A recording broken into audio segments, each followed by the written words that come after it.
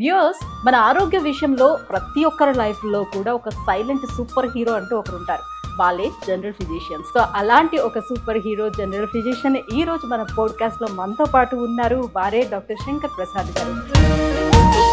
So నువ్వు water ఎక్కువ తాగట్లేదు కాబట్టి నీ బాడీలోని ఆర్గన్స్ అన్ని చాలా తొందరగా చెడిపోతాయి అండ్ నీకు యూరినరీ ట్రాక్ ఇన్ఫెక్షన్స్ కూడా బాగా వచ్చేస్తాయి, నీ కిడ్నీస్ పాడైపోతాయని అందరూ చెప్తూనే ఉన్నారు. నిజంగానే అలా బాడీలోని ఆర్గన్స్ అన్నిటి మీద ఎఫెక్ట్ చూపిస్తుందా? అతిగా నీళ్లు తాగటం, అనవసరంగా నీళ్లు తాగటం అనేది it is not a proven thing. అంటే అందరికీ ఇది నేల్ చేస్తుంది అనే గ్యారంటీ.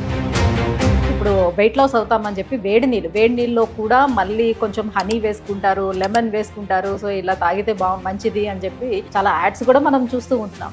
ఇది ఎంతవరకు నిజం? ఆయుర్వేదం ప్రకారం తేనెని హీట్ చేస్తే అది విషం అంటే.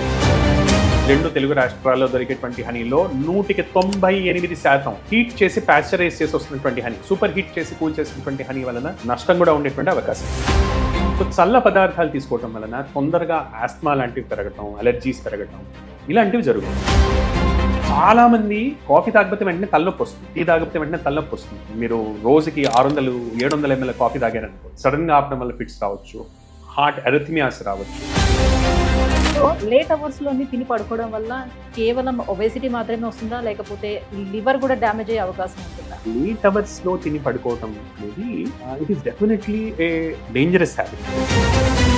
సిగరెట్ తాగుతున్నారు, సిగరెట్ వల్ల క్యాన్సర్ రావచ్చు, క్యాన్సర్ వచ్చే అవకాశాలు బాగా పెరుగుతాయి. అలా అని సిగరెట్ తాగిన ప్రతి ఒక్కళ్ళు క్యాన్సర్ రాదు. 10 మంది తాగితే 7గురికి వస్తుంది, 3గురికి రాదు. తెలుస్తుంది ఏంటంటే వీళ్ళలో బీపీ ఎక్కువగా ఉంటుంది, వీళ్ళకి హార్ట్ అటాక్స్ వచ్చే ఛాన్సెస్ ఎక్కువగా ఉంటాయి, వీళ్ళకి పక్షవాతాలు వచ్చేటువంటి ఛాన్సెస్ ఎక్కువగా ఉంటాయి. రాత్రి పూట కంటిన్యూస్ గా వర్క్ చేయడం ఇది డెఫినెట్లీ ఎ బ్యాడ్ హ్యాబిట్. అంటే దాని వలన BP, sugar, cholesterol, thyroid, strokes.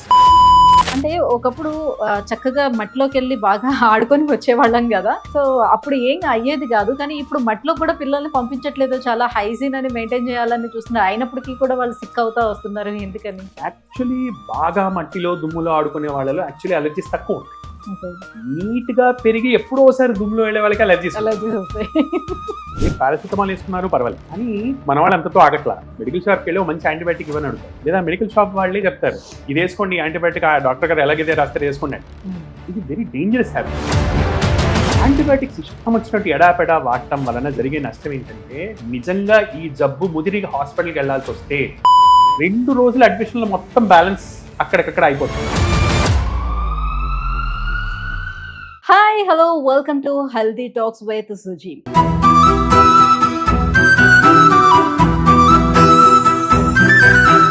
Viewers, మన ఆరోగ్య విషయంలో ప్రతి ఒక్కరి లైఫ్ లో కూడా ఒక సైలెంట్ సూపర్ హీరో అంటూ ఒకరు ఉంటారు. వాళ్ళే జనరల్ ఫిజిషియన్స్.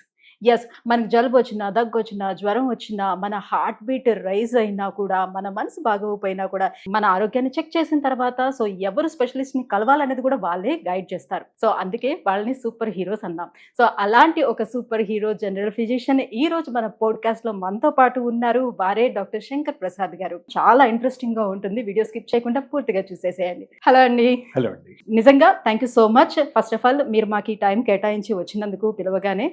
అండ్ ఇవాళ వీడియోలో సో ప్రతి ఒక్కరూ చేసేటువంటి చిన్న చిన్న మిస్టేక్స్ గురించి స్పెషల్గా మాట్లాడాలి అని అనుకున్నాను. సో పెద్ద పెద్ద డిసీజెస్ గురించి అందరికీ చెప్పాలని అయితే కాదు, రైట్?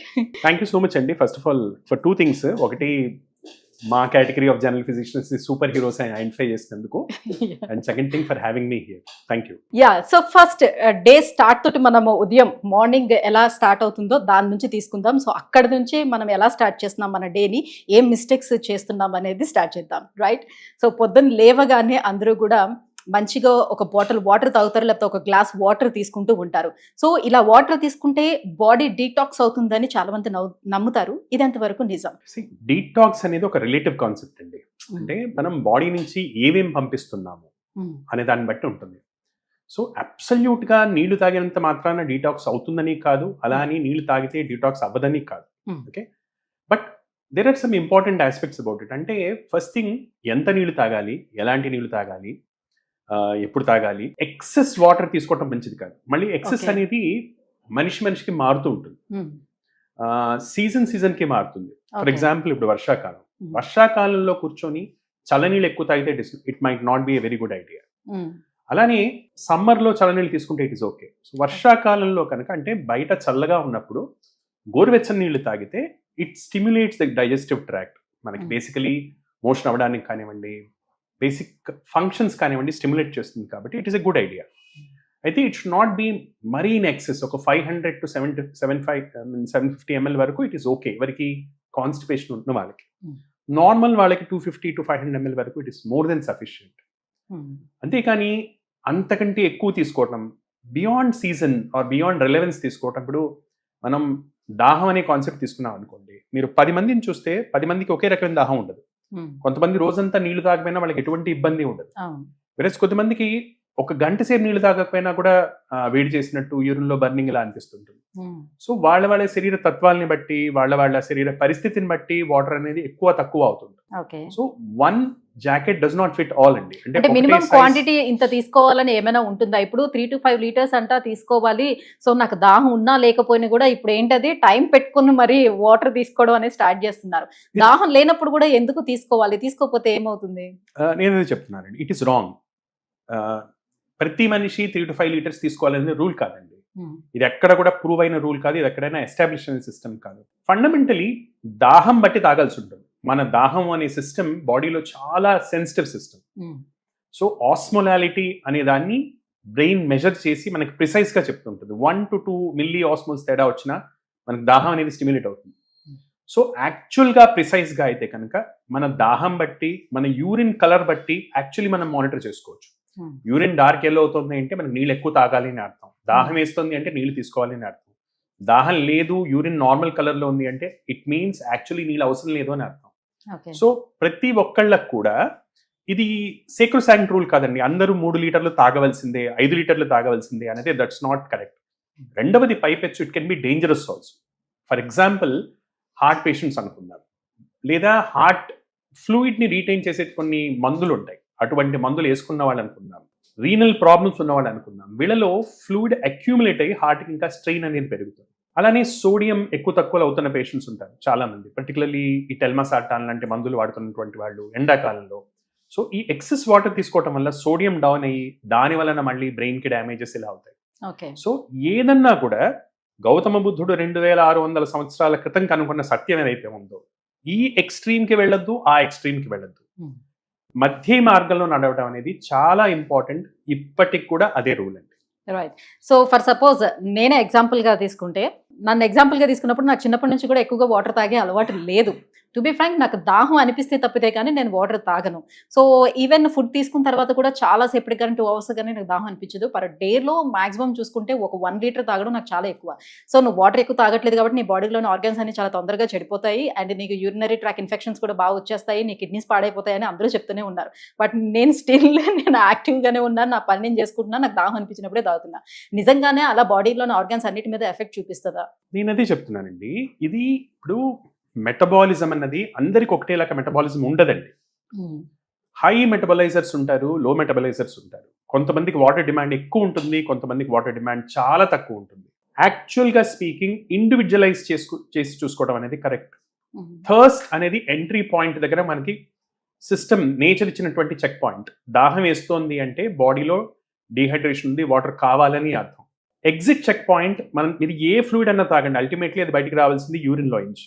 యూరిన్ కలర్ డార్క్ అవుతుంది అంటే దట్ అగైన్ మీన్స్ దట్ మనకి డిహైడ్రేషన్ వస్తుంది అని అర్థం. Entry checkpoint, exit checkpoint చేసుకుంటే 99.9% టైమ్స్ వీఆర్ రైట్ అండి. ఓన్లీ 1 in 1000 దీనికి ఎక్సెప్షన్ ఉండొచ్చు rules. But most of the times అతిగా నీళ్లు తాగటం, అనవసరంగా నీళ్లు తాగటం అనేది it is not a proven thing and it is not necessary that it should be helpful for everyone. అంటే అందరికీ ఇది మేల్ చేస్తుంది అనే గ్యారంటీ లేదు. అతిగా నీళ్లు తాగటం, మన శరీర పరిస్థితిని చూసుకోకుండా నీళ్లు తాగడం అనేది it is not a very scientific idea అండి. అంటే అది ప్రతిసారి హెల్ప్ చేస్తున్నటువంటి గ్యారంటీ అయితే ఉండదు. రైట్. మరి సార్, కొంతమంది మార్నింగ్ లేచిన తర్వాత ఇప్పుడు వెయిట్ లాస్ అవుతామని చెప్పి వేడి నీళ్ళలో కూడా మళ్ళీ కొంచెం హనీ వేసుకుంటారు, లెమన్ వేసుకుంటారు. సో ఇలా తాగితే మంచిది అని చెప్పి చాలా యాడ్స్ కూడా మనం చూస్తూ ఉంటున్నాం. ఇది ఎంతవరకు నిజం?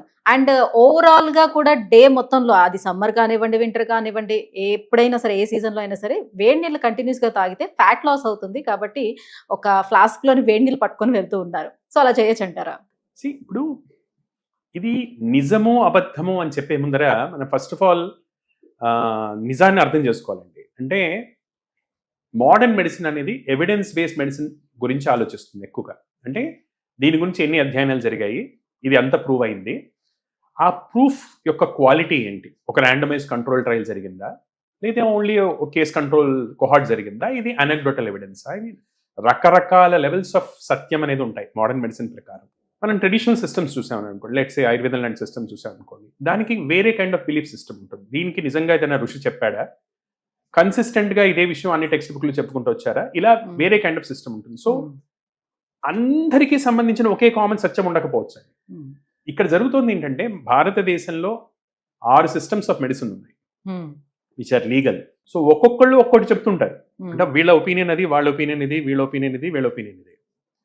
దీంట్లో సత్యమేది అన్నది నిజంగా భగవంతుడికి తెలియాలి. అంటే దానికి ఒక సెపరేట్ ఇన్స్టిట్యూట్ పెట్టి నిజంగా రీసెర్చ్ చేసి వీటిలో నిజంగా సత్యమేది అని తేల్చాల్సినటువంటి పరిస్థితి నిజంగా ఉంది. సో ఎవరి పర్స్పెక్టివ్ మాట్లాడుతున్నామో అనేటువంటి క్లారిటీ మనకు ఉండాల్సి ఉంటుంది. దెన్ మీరు అడిగినటువంటి ప్రశ్న, వేడి నీళ్లు తాగటం వల్ల ఫ్యాట్ కరుగుతుందా అంటే, వేడి నీళ్లు తాగటం వలన మెటబాలిజం మైల్డ్గా స్టిమ్యులేట్ అవుతుంది.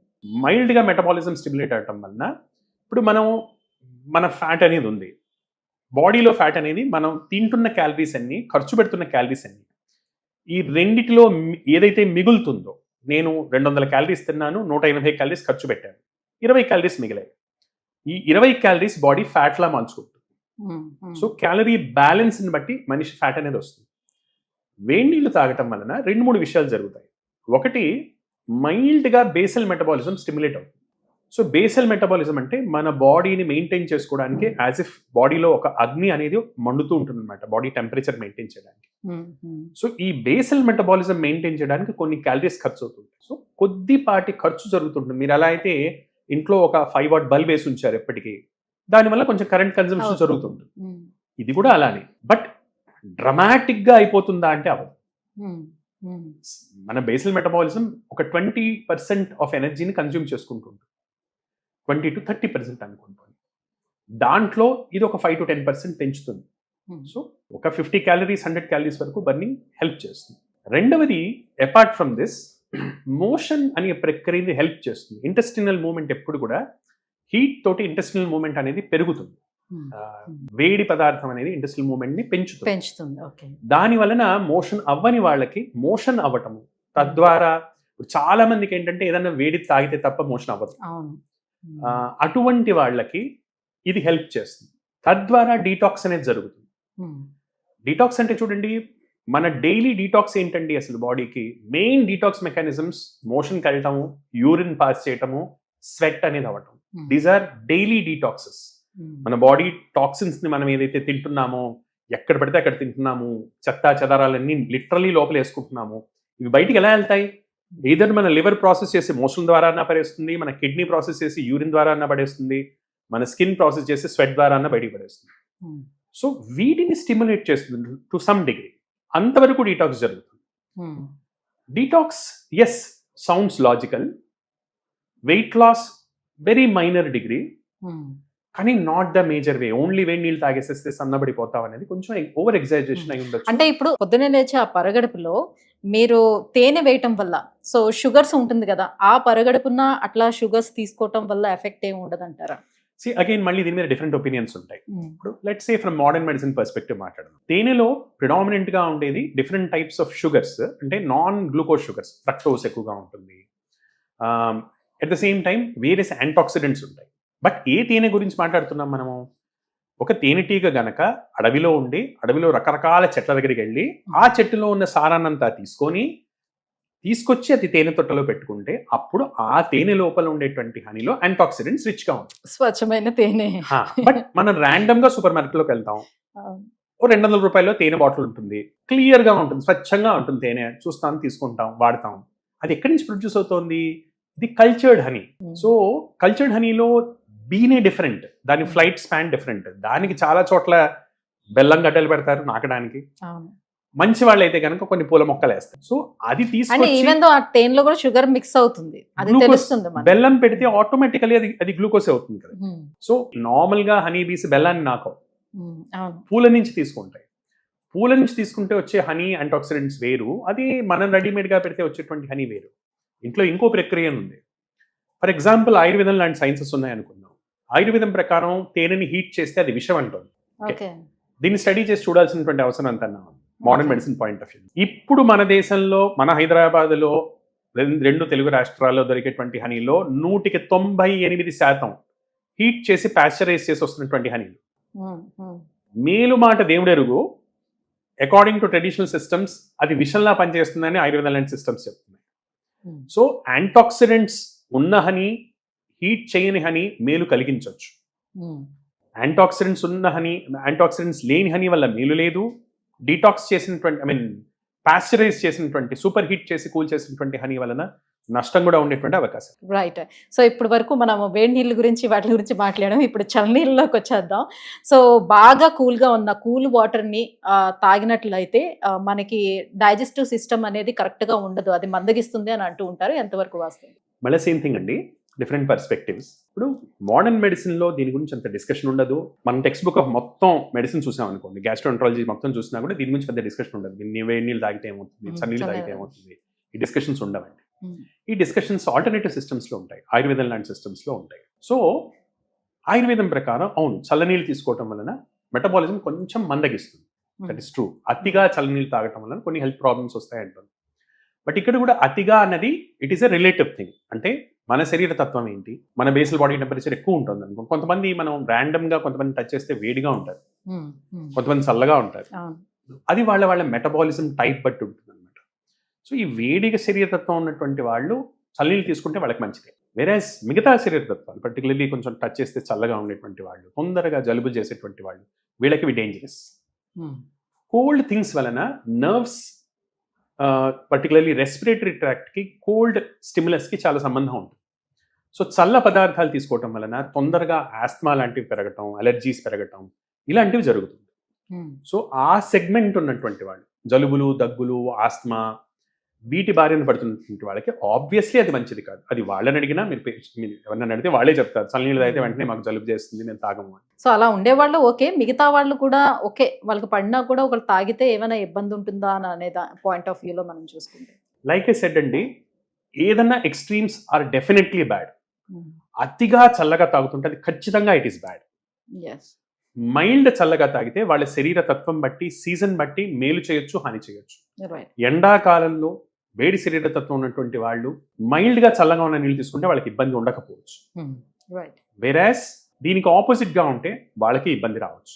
సో పొద్దున్న లేచిందే కమ్మగా ఒక కాఫీయో లేకపోతే టీయో తాగందే కొంతమందికి రోజు గడవదు. సో చాలా మందికి, నాట్ ఓన్లీ కొంతమందికి. సో డెఫినెట్గా వేడివేడిగా అలాంటిది ఏదైనా తాగితేనే చాలా రిలీఫ్గా ఉన్నట్టుగా చాలా మంది ఫీల్ అవుతుంటారు. అయితే ఈ కాఫీ టీలు తాగుతున్నప్పుడు బిఫోర్ కొంతమంది మెడిసిన్స్ ఏమైనా వేసుకోవాల్సి వస్తే వేసేసుకొని కాఫీ టీలు తాగుతూ ఉంటారు. లేదు అని అంటే వాటర్తో తాగాల్సినటువంటి మెడిసిన్ని ఈ కాఫీ టీలతోనే తీసేసుకుంటూ ఉంటారు మరి కొంతమంది. సో ఇది ఎంతవరకు కరెక్ట్, ఎంతవరకు రాంగ్? అలా చేయొచ్చా, చేయకూడదా? ఇక్కడ రెండు విషయాలండి మీరు అడిగింది. మొదటిది, అసలు చాలా మంది నెగ్లెక్ట్ చేసే విషయం ఏంటంటే, కమ్మగా కాఫీ అని మనం అనుకుంటున్నాం, కానీ టీ, కాఫీ అనేది వరల్డ్ మొత్తం మీద ఉన్న అతి మౌలికమైనటువంటి లేదా కామన్ గా ఉన్నటువంటి సబ్స్టెన్స్ అబ్యూస్ అండి. సబ్స్టెన్స్ అబ్యూస్ అంటే మనకి ఎంతవరకు సిగరెట్, నికోటిన్, ఆల్కహాల్, డ్రగ్స్ ఇవి గుర్తుకొస్తాయి. కానీ కల్చరల్ గా అన్నిటికంటే ఎక్కువ జరిగే substance abuse coffee and tea. Right. చాలా మంది అంటే వాళ్ళకి తెలిసిన విషయమే, కాఫీ తాగకపోతే వెంటనే తలనొప్పి వస్తుంది, టీ తాగకపోతే వెంటనే తలనొప్పి వస్తుంది, విచ్ మీన్స్ బాడీ దానికి ఆల్రెడీ అలవాటు పడిపోయింది. సో మైల్డ్ అడిక్షన్స్లో ఇది అతి కామనెస్ట్ అడిక్షన్.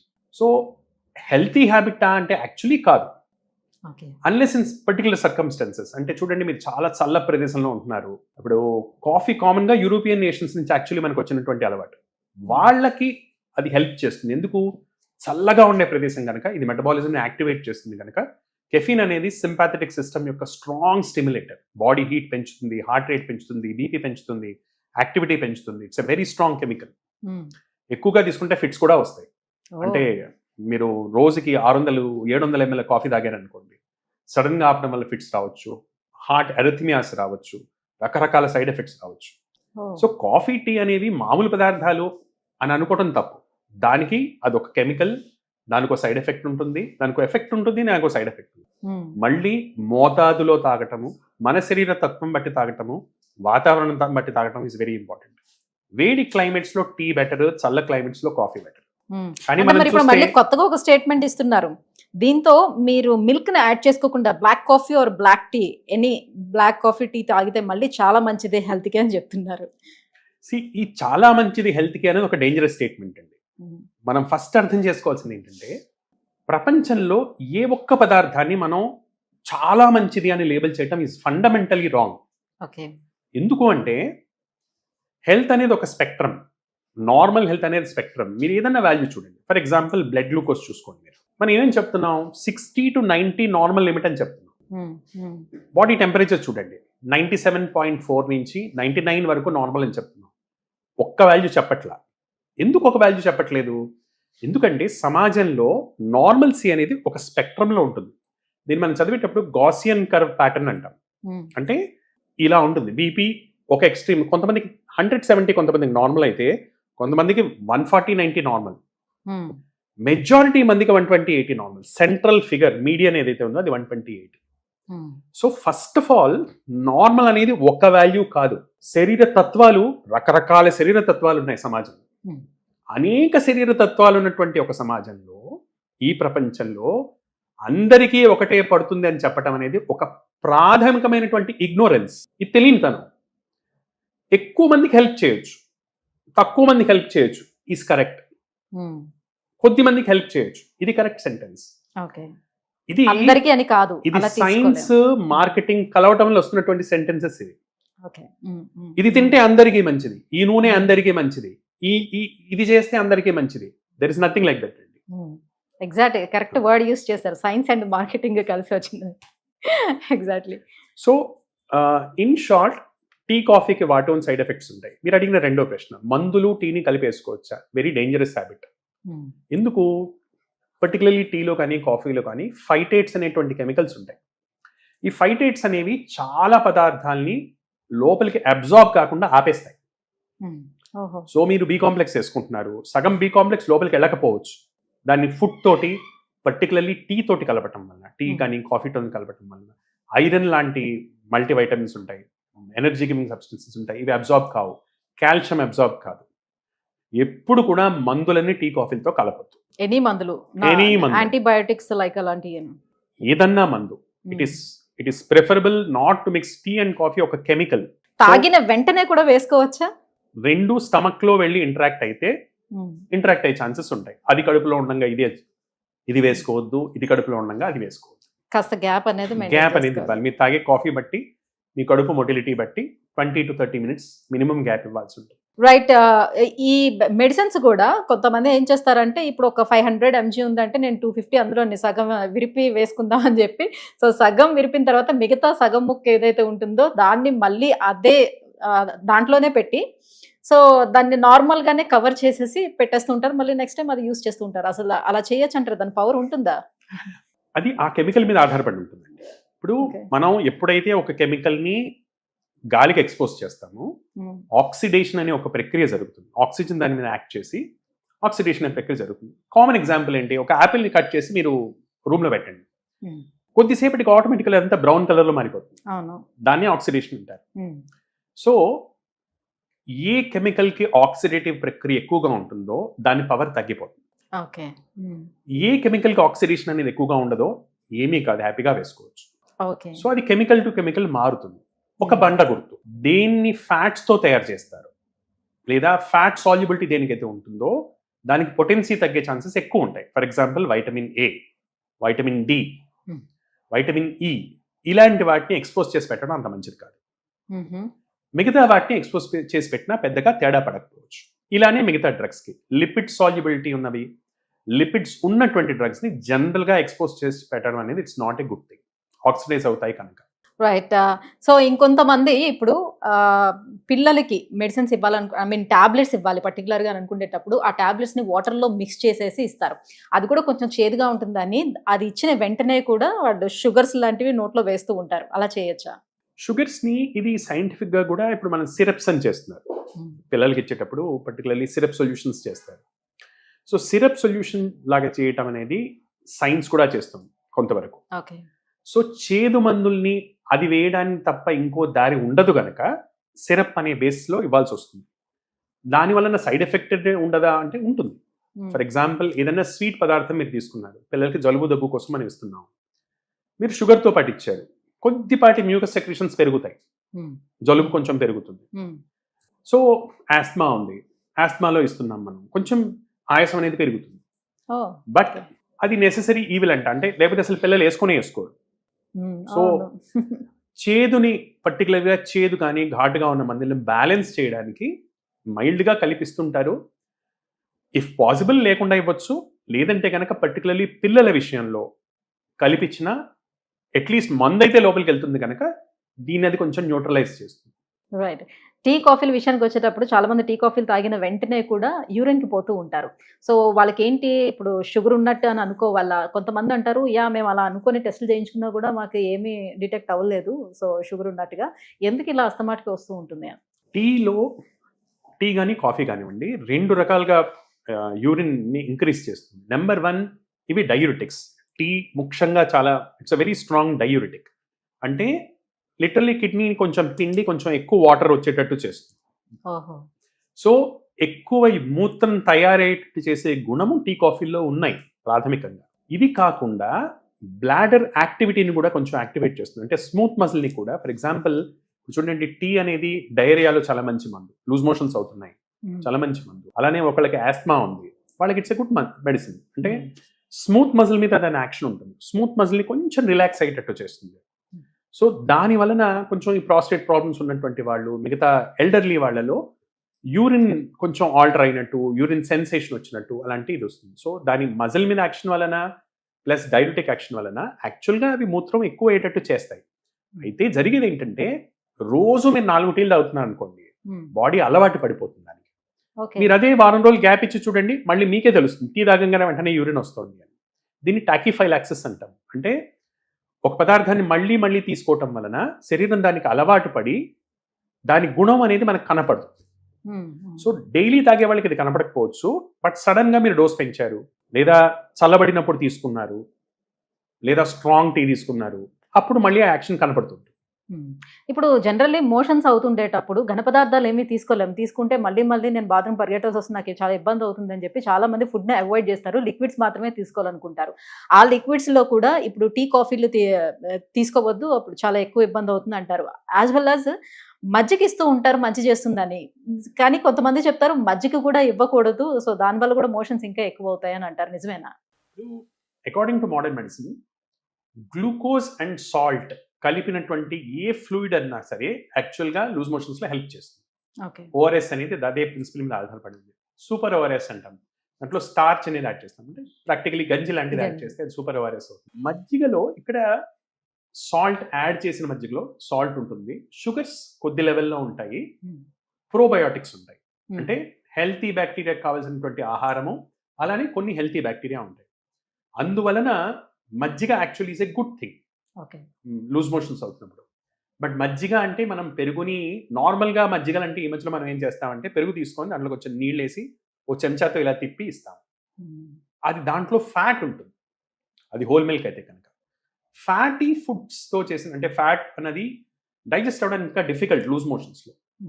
సో మీరు కనుక హోల్ మిల్క్తో చేసిన మజ్జిగని ఇలా చెంచాతో ఇలా తిప్పేసి కొంచెం నీళ్ళలు పోసి తీసుకుంటే కనుక లూజ్ మోషన్స్ పెంచేటువంటి అవకాశం ఉంటుంది. వేరాజ్ మీరు చిలికి నీళ్లు కలిపి వెన్న తీసేసి అప్పుడు మజ్జిగ సాల్ట్ యాడ్ చేసేస్తే అది హెల్ప్ చేసే అవకాశం చాలా ఎక్కువ. And according to traditional sciences, ఆయుర్వేదం లాంటి శాస్త్రాల ప్రకారం మజ్జిగ is very good for loose motions. So tea కాఫీలు అయితే అవాయిడ్ చేసుకోవాలి ఆ టైంలో. మిల్క్ అనేది it's not a good thing అండి లూజ్ మోషన్స్లో. చాలా మందికి లాక్టోజ్ ఇంటాలరెన్స్ అనేది ఉంటుంది. సో లూజ్ మోషన్స్ అవుతున్నప్పుడు పాలతో చేసిన పదార్థాలు, పాలతో చేసిన టీ కానివ్వండి, పాలతో చేసిన కాఫీ కానివ్వండి, ఎక్కువ మందిలో లూజ్ మోషన్స్ని పెంచుతాయి. మజ్జిగకు ఆ గుణం ఉండదు, ఆల్దో మిల్క్ నుంచే తయారైనా, బికాస్ అది యాసిడిక్ అయింది, దాని మీద ఫర్మెంటేషన్ జరిగింది, దాని మొత్తం పీహెచ్ఏ మారిపోయింది. సో మిల్క్తో చేసిన టీ గురించి నో. టీ డికాక్షన్కి మైల్డ్ ఎఫెక్ట్ అయితే ఉంటుంది, ఇంటెస్టినల్ మూవ్మెంట్ని తగ్గించేటువంటి మైల్డ్ ఎఫెక్ట్ అయితే ఉంటుంది. సో ఎనీ టైం మధ్యాహ్నం కావచ్చు, రాత్రి కావచ్చు చాలా మందికి తినగానే మంచిగా ఒక మత్తు నిద్ర అనేది వస్తుంది. ఆ మత్తు అనేది ఆవరిస్తూ ఉంటుంది. అయితే చాలా వరకు కొంతమందికి మధ్యాహ్నం వేళ కాసేపు అలాగా కునుకు తీసామనంటే చాలా యాక్టివ్‌గా అనిపిస్తుంది. ఒకవేళ మధ్యాహ్నం పడుకోలేదు అని అంటే తలంతా పట్టేసినట్టు ఉంది, నాకు హెడేక్‌లా అనిపిస్తుంది, చాలా డ్రౌజీగా ఉందని కంప్లెయింట్ చేస్తూ ఉంటారు. మధ్యాహ్నం వేళ పడుకోవడం అనేది నిజంగా శరీరానికి మంచిదా? కాదా? అగైన్ అండి, ఇప్పుడు ఫ్రమ్ మోడర్న్ మెడిసిన్ పర్స్పెక్టివ్ ఇలాంటి ఎన్నో ఇష్యూస్ గురించి ఆన్సర్స్ వెతుకుతున్నారు వరల్డ్ ఓవర్. ఇది మంచిదా, ఇది మంచిది కాదా, ఇది ఇది ఇది అవునా, ఇది కాదా అని ఇంటెన్స్ రీసెర్చ్ వస్తుంది. మీకు ఆపోజిట్ రిజల్ట్స్ కూడా ఉన్నాయి. ఓకే. చిన్న చిన్న ఇష్యూ నుంచి ఇప్పుడు నీళ్ళు తాగడం మంచిదా కాదా, మనం స్టడీస్ చూస్తే కనుక ఆపోజిట్ రిజల్ట్స్ వస్తాయి. So many of these things are not completely 100% evidence based. ఇది ఇలానే అని చెప్పేటట్టు అన్న పరిస్థితి లేదు. ఓకే, ఇది ఒక general understanding. But if you look in to it, let's say ఆయుర్వేదం లాంటి సైన్సెస్ తీసుకుంటాం, మధ్యాహ్నం పడుకోవడం అనేది ఓన్లీ కొద్ది సిచ్యువేషన్స్లో హెల్తీ అని చెప్తాయి ట్రెడిషనల్ సైన్సెస్, మెయిన్లీ ఆయుర్వేదం లాంటి శాస్త్రాలు. ఎప్పుడు చిన్నపిల్లలకి, పెద్దవాళ్ళకి, అంటే మోర్ దెన్ 70 years వాళ్ళకి, రిటైర్డ్ లైఫ్ ఉన్నటువంటి వాళ్ళకి, ఎండాకాలంలో ప్రెగ్నెంట్ ఉమెన్, అంటే ఎవరి స్టామినా అయితే తక్కువో, ఎవరికైతే శరీరం కొంచెం వీక్గా ఉంటుంది, బలహీనంగా ఉంటుందో వాళ్ళకి మధ్యాహ్నం రెస్ట్ పడుకోవడం అనేది హెల్తీ. నార్మల్ వాళ్ళకి మధ్యాహ్నం పడుకోవడం అనేది లావుని పెంచుతుంది అని చెప్తుంది. మెయిన్గా తిని పడుకుంటే one of the షూరెస్ట్ way to, అంటే ఎవరైనా నిజంగా లావు కావాలి అనుకుంటే రోజు తినిపించి పడుకోబెడితే వాళ్ళు లావు అవుతారు అని చెప్తున్నారు. సో లావు పెరగటం వల్ల వచ్చేటువంటి మెటబాలిక్ డిజార్డర్స్, అంటే షుగర్ కానివ్వండి, బీపీ కానివ్వండి, హార్ట్ ప్రాబ్లమ్స్ కానివ్వండి, ఇవన్నీ పెరిగే ఛాన్సెస్ ఎక్కువగా ఉంటాయి తిని పడుకుంటే. తిన్న వెంటనే నిద్ర ఎందుకు వస్తుంది? ఇక్కడ రెండు రీజన్స్. ఫస్ట్ రీజన్, ఎక్కువగా తింటే, అంటే కూర బాగుంది, ఏదో స్వీట్ బాగుంది, డెజర్ట్ బాగుంది, మాట్లాడుకుంటున్నాం, మనం మనస్సు తింటోంది, శరీరం తినట్లా. శరీరం వద్దని చెప్తోంది, నచ్చి తింటున్నాం. ఎక్సెస్ గా తిన్నప్పుడు అలా అవుతుంది. బ్యాలెన్స్డ్ గా తింటే అవ్వదు. లేదా మనకి సిస్టమ్ మందంగా పనిచేస్తుంటే అలా అవుతుంది. లేట్గా తింటున్నాం, రాత్రి నిద్ర లేదు అప్పుడు తింటున్నాం, అప్పుడు అలా. అందుకని తిన వెంటనే పడుకోవటం, నిద్ర రావడం అనేది అందరికీ జరగాల్సిన ప్రక్రియ కాదు, జరగాలని రూల్ కూడా కాదు. సో ఇప్పుడు నైట్ టైం చాలా లేట్ అవర్స్ లోని తినటం, పడుకోవడం, ఇదంతా కూడా ఇటీవల కాలంలో చిన్న పిల్లల దగ్గర నుంచి పెద్దవాళ్ళ వరకు కూడా ఇది చాలా కామన్ అయిపోతూ వస్తుంది. సో లేట్ అవర్స్ లోని తిని పడుకోవడం వల్ల కేవలం ఒబేసిటీ మాత్రమే వస్తుందా, లేకపోతే లివర్ కూడా డ్యామేజ్ అయ్యే అవకాశం ఉంటుందా? లేట్ అవర్స్ లో తిని పడుకోవటం అనేది it is definitely a dangerous habit అండి. అంటే మనం నెగ్లెక్ట్ చేస్తున్నటువంటి డేంజరస్ హ్యాబిట్స్లో ఇది ఒకటి. ఇప్పుడు మీరు చూడండి, స్టాటిస్టిక్స్ చూసుకున్నా క్యాన్సర్స్ పెరుగుతున్నాయి, హార్ట్ డిసీజెస్ పెరుగుతున్నాయి, పక్షవాతాలు పెరుగుతున్నాయి. దీన్ని ఒక ఎపిడమిక్ ప్రపోర్షన్. ఇప్పుడు లేటెస్ట్ ఎపిడమిక్, అంతకుముందు ఎలా అయితే మనకి కొలరా, ఫ్లూ, ఈ ఎపిడమిక్స్ వచ్చేవో, ఇప్పుడు అవి తగ్గిపోయి డయాబెటీస్, క్యాన్సర్, స్ట్రోక్స్ ఇవి వస్తున్నాయి. ఎందుకు వస్తున్నాయి అంటే లైఫ్ స్టైల్ అని అందరూ చెప్తున్నారు. బట్ లైఫ్ స్టైల్ అంటే ప్రిసైజ్గా ఏంటి? రాత్రి తినటం వల్లే ఏమేమి జబ్బులు వస్తాయి? ఇది as of now science cannot answer this question. ఎందుకంటే చెప్పడం అంతే ఈజీ కూడా కాదు. ఇది చేయడం వలన ఇది జరుగుతుంది. సైన్స్లో 2 పదాలు ఉంటాయండి, కాజేషన్, అసోసియేషన్. కాజేషన్ అంటే దోమ కుట్టింది, దాంట్లో నుంచి ఒక క్రిమి, ప్లాస్మోడియం అనేది లోపలికి వెళ్ళింది, దానివల్లే జ్వరం వచ్చింది. ఆ క్రిమి చచ్చిపోతే జ్వరం తగ్గిపోయింది. ఇది కాజేషన్ అంటారు. దీనివల్లే ఇది జరుగుతుంది, ఇది లేకపోతే అది జరగదు. దీని కాజేషన్. అసోసియేషన్ అంటే ఏంటి? ఇది సిగరెట్ తాగుతున్నారు, సిగరెట్ వల్ల క్యాన్సర్ రావచ్చు, క్యాన్సర్ వచ్చే అవకాశాలు బాగా పెరుగుతాయి. అలా అని సిగరెట్ తాగిన ప్రతి ఒక్కళ్ళు క్యాన్సర్ రాదు. 10 మంది తాగితే 7గురికి వస్తుంది, 3గురికి రాదు. ఇది అసోసియేషన్. సో ఇక్కడ మనం కాజేషన్, అసోసియేషన్ యొక్క డిఫరెన్స్ మనం చూసుకోవాలి. సో లైఫ్ స్టైల్ ఇష్యూ వచ్చేటప్పటికి మోడర్న్ మెడిసిన్ సంబంధించిన వరకు అసోసియేషన్స్ ఉంటాయి. లేట్గా తినేవాళ్ళు, లేట్గా లైఫ్ స్టైల్ ఇర్రెగ్యులర్గా ఉన్న వాళ్ళు, ఈ మధ్యలో జరుగుతున్నటువంటి స్టడీస్లో తెలుస్తుంది ఏంటంటే వీళ్ళలో బీపీ ఎక్కువగా ఉంటుంది, వీళ్ళకి హార్ట్ అటాక్స్ వచ్చే ఛాన్సెస్ ఎక్కువగా ఉంటాయి, వీళ్ళకి పక్షవాతాలు వచ్చేటువంటి ఛాన్సెస్ ఎక్కువగా ఉంటాయి అని చెప్తున్నారు. మనకి లివర్తో అసోసియేషన్ ఉందా? Not very clear. అంటే లేట్గా తింటే ఖచ్చితంగా లివర్ ప్రాబ్లం వస్తుందా? చెప్పలేదు. సో తెలిసినంత వరకు బీపీ, షుగర్, హార్ట్, స్ట్రోక్ వీటితో మాత్రం అసోసియేషన్. అలాగే లేట్ అవర్స్ లో పడుకునే వాళ్ళలో కూడా సేమ్ సేమా? సేమ్. ఎవరైతే రాత్రులు మేరుకొని అమెరికాతో పనిచేస్తున్నారో మనం సంపాదించిన డాలర్లు ఏ హాస్పిటల్కో డాలర్లో కట్టడానికే సరిపోతుంది. అంతే. అంతే తప్పించి అది మన సేవింగ్ లా మాత్రం. మీరు ఒక చాలా ఇంపార్టెంట్ విషయం, మీరు ఏ యూరోపియన్ కంట్రీకి వెళ్ళండి, మనం ఇంతగా అమెరికన్స్ తో పనిచేస్తున్నాం కదా, అమెరికన్ లానే చూడండి. ఒక వ్యక్తి రాత్రి ఎన్ని గంటలు మేల్కోగలడు అన్న దాని మీద చాలా స్ట్రిక్ట్ లాస్ ఉంటాయి. భారతదేశం లేదా మనలాంటి డెవలపింగ్ కంట్రీస్ లో మేలుకుంటున్నంత రాత్రి వర్క్ ఎవ్వడూ చేయడు. ఎందుకు చేయరు? గవర్నమెంట్ ఎలో చేయదు. గవర్నమెంట్ ఎందుకు ఎలో చేయదు? ఇప్పుడు యూకే ఉంది, యూకేలో it is very strictly regulated. ఎందుకు?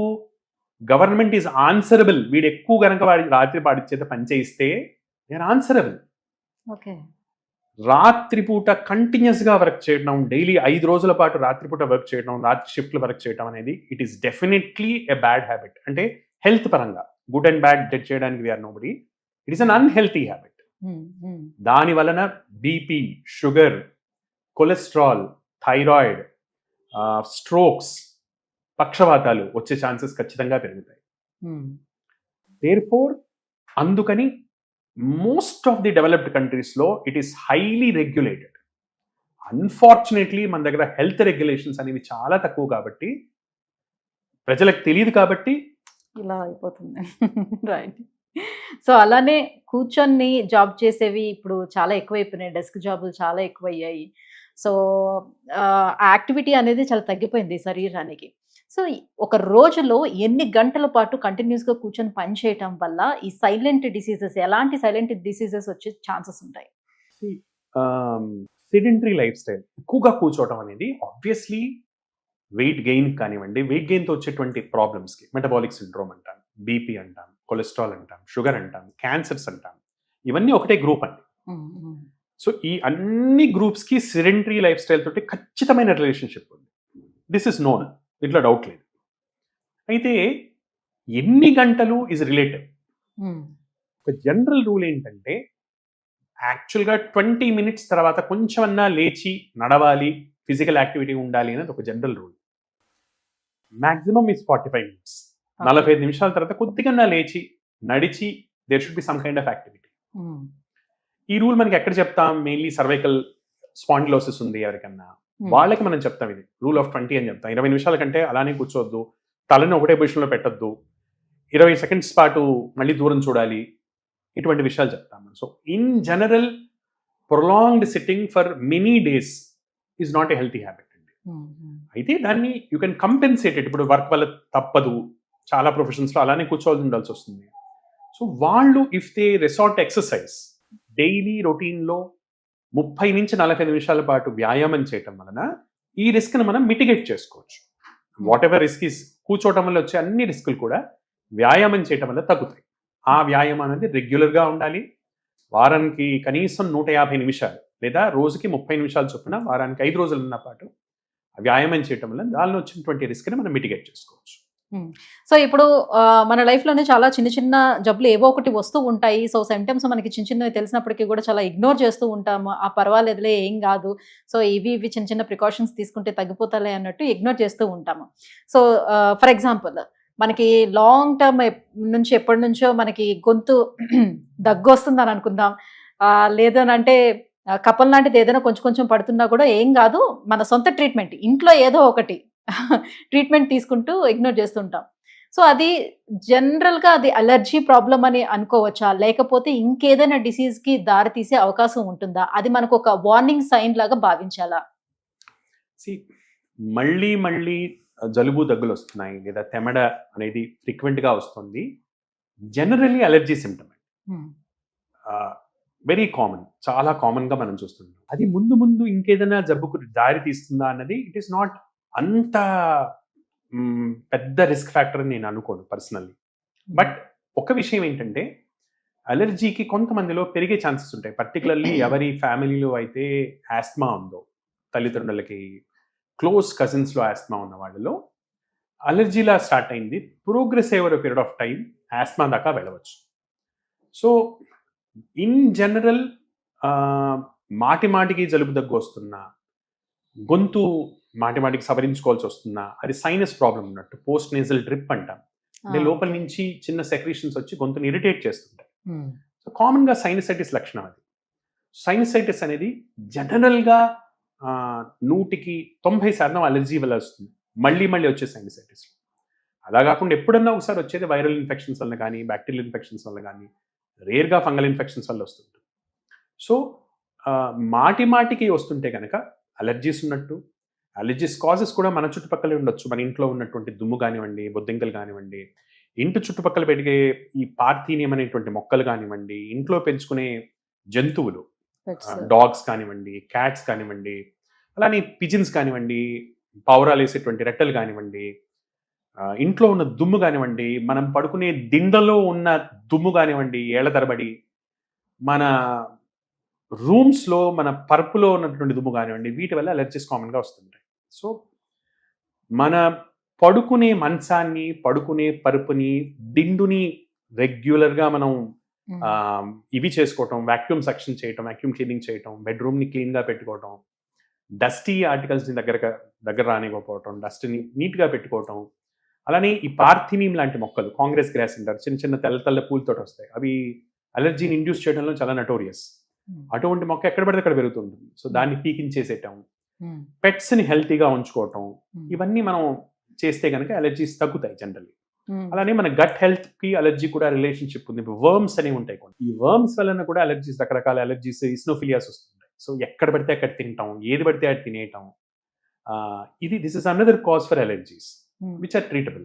అంటే ఒకప్పుడు చక్కగా మట్టిలోకి వెళ్ళి బాగా ఆడుకొని వచ్చేవాళ్ళం కదా, సో అప్పుడు ఏం అయ్యేది కాదు. కానీ ఇప్పుడు మట్టిలో కూడా పిల్లల్ని పంపించట్లేదు, చాలా హైజీన్ అని మెయింటైన్ చేయాలని చూస్తున్నారు, అయినప్పటికీ కూడా వాళ్ళు సిక్ అవుతా వస్తున్నారు. ఎందుకని? యాక్చువల్లీ దీని గురించి one school of thought is hyper immunisation అంటామండి. అంటే యాక్చువల్లీ మట్టిలో ఆడుకునే పిల్లలకి అలర్జీస్ తక్కువ వస్తాయి. ఎందుకంటే ఆల్రెడీ ఎక్స్పోజర్ అయిపోతుంది వాళ్ళకి రకరకాల బ్యాక్టీరియాస్ తోటి. సర్వైవల్ ఆఫ్ ద ఫిట్టెస్ట్ అంటాం. ఇప్పుడు మీరు దుమ్ము ధూళిలో పడేశారు, ఈదర్ వాటితో ఫైట్ చేసి బ్రతకాలి, లేదా ఆ ఇన్ఫెక్షన్తో పోవాలి ప్రాక్టికల్గా. అంటే ప్రతి చిన్న కణానికి లెవెల్లో మనం ఆలోచిస్తే కనుక. దేర్ ఫోర్ యాక్చువల్లీ బాగా మట్టిలో దుమ్ములో ఆడుకునే వాళ్ళలో యాక్చువల్లీ అలర్జీస్ తక్కువ ఉంటాయి. నీట్గా పెరిగి ఎప్పుడో ఒకసారి దుమ్ములో వెళ్ళే వాళ్ళకి అలర్జీస్ వస్తాయి. బికాజ్ ఆ ఎక్స్పోజర్ అనేది సడన్ గా జరుగుతుంది. రైట్. సో ఇప్పుడు హెడేక్ వచ్చిందని అంటే ఒకేలా నార్మల్గా హెడేక్ వచ్చిందని ఏదో ఒక పెయిన్ కిల్లర్ వేసేసుకొని అట్లాగా కాలం గడిపేస్తూ ఉంటారు. బట్ హెడేక్ అనేది ఎప్పుడు సీరియస్ గా తీసుకోవాల్సిన అవసరం ఉంటుంది. హెడేక్ లో కామన్ గా మనం చూసేది మైగ్రెయిన్. సో మైగ్రెయిన్ లో క్లాసికల్ మైగ్రెయిన్, కామన్ మైగ్రెయిన్ రెండు రకాలు. క్లాసికల్ మైగ్రెయిన్ అంటే ఒకే తరఫు వచ్చేటటువంటి నొప్పి, రైట్ సైడ్ కావచ్చు, లెఫ్ట్ సైడ్ కావచ్చు, మారుతుండొచ్చు. హెడేక్ వచ్చినప్పుడు లైట్స్ చూసినా, సౌండ్స్ విన్నా చిరాగ్గా ఉండి, చీకటి గదిలో ప్రశాంతంగా పడుకోవాలని అనిపిస్తుంటే, తినకపోతే హెడేక్ వస్తుంది, ఆలోచిస్తే హెడేక్ వస్తుంది, టెన్షన్ పడితే హెడేక్ వస్తుంది. ఇది క్లాసికల్ మైగ్రెయిన్ అండి. ఇది ప్రాణాంతకం కాదు, ఇబ్బంది పెడుతుంది, చాలా ఇబ్బంది పెడుతుంది, కానీ it is not a killer disease. ఇబ్బంది పెట్టే హెడేక్స్ ఏంటి? పొద్దున లేవంగానే తల నొప్పిగా ఉంది, అది బీపీ వల్ల వచ్చే నొప్పి కావచ్చు, particularly occipital headaches. Early morning వచ్చేటువంటి హెడేక్స్, ఏం టెన్షన్ లేవు, నిద్రపోయి లేచాను, పొద్దున్న లేవంగానే హెడేక్ వస్తుంది, బీపీ చెక్ చేసుకోవాలి. నెంబర్ 2, రోజులు గడుస్తున్నా కొద్దీ హెడేక్ పెరిగిపోతుంది. స్టార్ట్ అయినప్పుడు లెట్స్ ఏ పెయిన్ స్కేల్ అని మీరు వినే ఉంటారు, 1 to 10 పెయిన్ స్కేల్ అంటారు. అంటే worst pain 10, least pain 0. Start అయినప్పుడు ఏ 4-5 దగ్గర ఉన్న పెయిన్ పోను ఇంకా పెరుగుతోంది, విత్ టైం ఇంకా పెరుగుతోంది. నొప్పితో పాటు వేరే లక్షణాలు కనపడుతున్నాయి. మాట కొంచెం తొందరగా వస్తుంది, చూపు మందగిస్తోంది, చేతిలో వీక్నెస్ వస్తోంది, అప్పుడు ఇట్ ఇస్ ఎమర్జెన్సీ సైన్. ఇంకోటి, కూర్చుంటే తలనొప్పి పెరుగుతోంది, పడుకుంటే తగ్గుతోంది, లేదా పడుకుంటే పెరుగుతోంది, కూర్చుంటే తగ్గుతోంది. ఇలా పాస్చరల్ వేరియేషన్స్ వల్ల వస్తున్నటువంటి మార్పులు ఇవన్నీ కూడా బ్రెయిన్ లో ప్రెషర్ పెరిగితే ఇలాంటి లక్షణాలు కనపడతాయి. రేస్డ్ ఇంట్రాక్రేనియల్ టెన్షన్ అంట. వీటితో వచ్చే తలనొప్పులు we should be very very cautious. ఎందుకంటే అవి బ్రెయిన్ ట్యూమర్స్ అవ్వచ్చు, సింపుల్ మెనింజియోమా కావచ్చు, బ్రెయిన్ కి సంబంధించినటువంటి క్యాన్సర్ కావచ్చు. సో ఎప్పుడైతే హెడేక్ ఎటువంటి కాజెస్ లేకుండా వస్తుందో, పోను ఇంకా వర్సన్ అవుతుందో, దానితో పాటు అదనపు లక్షణాలతో వస్తుందో, నరాల వీక్నెస్ కానీ, చూపులో వీక్నెస్ కానీ, ఇటువంటి లక్షణాలతో వస్తుందో, పొజిషన్ తోటి మారుతుందో, ఇలాంటి లక్షణాలు ఉన్న హెడేక్ని ఎప్పుడూ నెగ్లెక్ట్ చేయకూడదు. వెంటనే దానికోసం స్కాన్ చేయించుకోవడం ఇలాంటి అవసరం. క్లాసికల్ మైగ్రెయిన్ లక్షణాలు ఉన్నటువంటి వాళ్ళకి స్కాన్స్ అవసరం లేదు. సో ఇప్పుడు జ్వరం విషయానికి వచ్చేటప్పటికల్లా అసలు డాక్టర్ దగ్గరికి రావడం అనేది ఒక 5-6 డేస్ తర్వాత వస్తారు. దానికన్నా బిఫోర్ మీరు హాస్పిటల్కి వెళ్ళినా కూడా డాక్టర్ అదే డోలో ఇస్తారు, పారాసిటమాల్ ఇస్తారు, అదేదో నేనే వేసుకుంటాను అని. సో ఈ 5-6 డేస్ అవే మెడిసిన్స్ వాళ్ళు ఎవ్రీ 5 hours 6 hours కొని తీసేసుకుంటూ ఉంటారు. సో ఇది ఎంత వరకు కరెక్ట్ అంటారు? దీనివల్ల ఏమైనా ఫ్యూచర్లో ఇబ్బందులు వచ్చే అవకాశం ఉంటుందా? ఈ పెయిన్ కిల్లర్స్ కంటిన్యూస్గా అలా తీసుకోవటం వల్ల అసలు 3 days తర్వాత జ్వరం తగ్గలేదు అని అంటే ఇమీడియట్గా వచ్చి కన్సల్ట్ అవ్వాల్సిన అవసరం ఉంటుందా? ఇది వెరీ డేంజరస్ హ్యాబిట్ అండి. ఇప్పుడు ఏ పారాసిటమాల్ వేసుకున్నారో పర్వాలేదు, కానీ మన వాళ్ళు అంతతో ఆగట్లా. మెడికల్ షాప్కి వెళ్ళి మంచి యాంటీబయాటిక్ ఇవ్వని అడుగుతారు, లేదా మెడికల్ షాప్ వాళ్ళే చెప్తారు ఇది వేసుకోండి యాంటీబయాటిక్, ఆ డాక్టర్ గారు ఎలాగైతే రాస్తారు వేసుకోండి అంటారు. సో డాక్టర్స్ తరఫు నుంచి, పేషెంట్స్ తరఫు నుంచి, మెడికల్ షాప్స్ తరఫు నుంచి rampant abuse of antibiotics. First of all చాలా మందికి తెలియాల్సింది ఏంటంటే, జ్వరము బ్యాక్టీరియా వల్ల వస్తేనే యాంటీబయాటిక్ పనిచేస్తుంది. మెజారిటీ ఆఫ్ ఇన్ఫెక్షన్స్ వైరస్ వల్ల వస్తాయి, దానికి యాంటీబయాటిక్ రోలే లేదు. యాంటీబయాటిక్లు మనం కిలోలు వేసుకున్నా కూడా మనకు వచ్చే లాభమే ఉండదు. డాక్టర్లు మరీ బిజీగా ప్రాక్టీస్లో ఉండన్నా రాస్తారు, లేక తెలియక రాస్తారు, లేదా ఆర్ఎంపీలు రాస్తారు. ప్రాపర్గా చదువుకున్న వాళ్ళు వైరల్ ఇన్ఫెక్షన్స్లో యాంటీబయాటిక్స్ రాయరు. యాంటీబయాటిక్స్ ఇష్టం వచ్చినట్టు ఎడాపెడా వాడటం వలన జరిగే నష్టం ఏంటంటే, నిజంగా ఈ జబ్బు ముదిరిగా హాస్పిటల్కి వెళ్లాల్సి వస్తే ఏ 50 రూపాయల మందు పనిచేయదు, 5,000 రూపాయల మందే పనిచేస్తుంది. ఇక్కడ సేవ్ చేసిన ప్రతి ఒక్క రూపాయి 2 రోజుల అడ్మిషన్లో మొత్తం బ్యాలెన్స్ అక్కడికక్కడ అయిపోతుంది.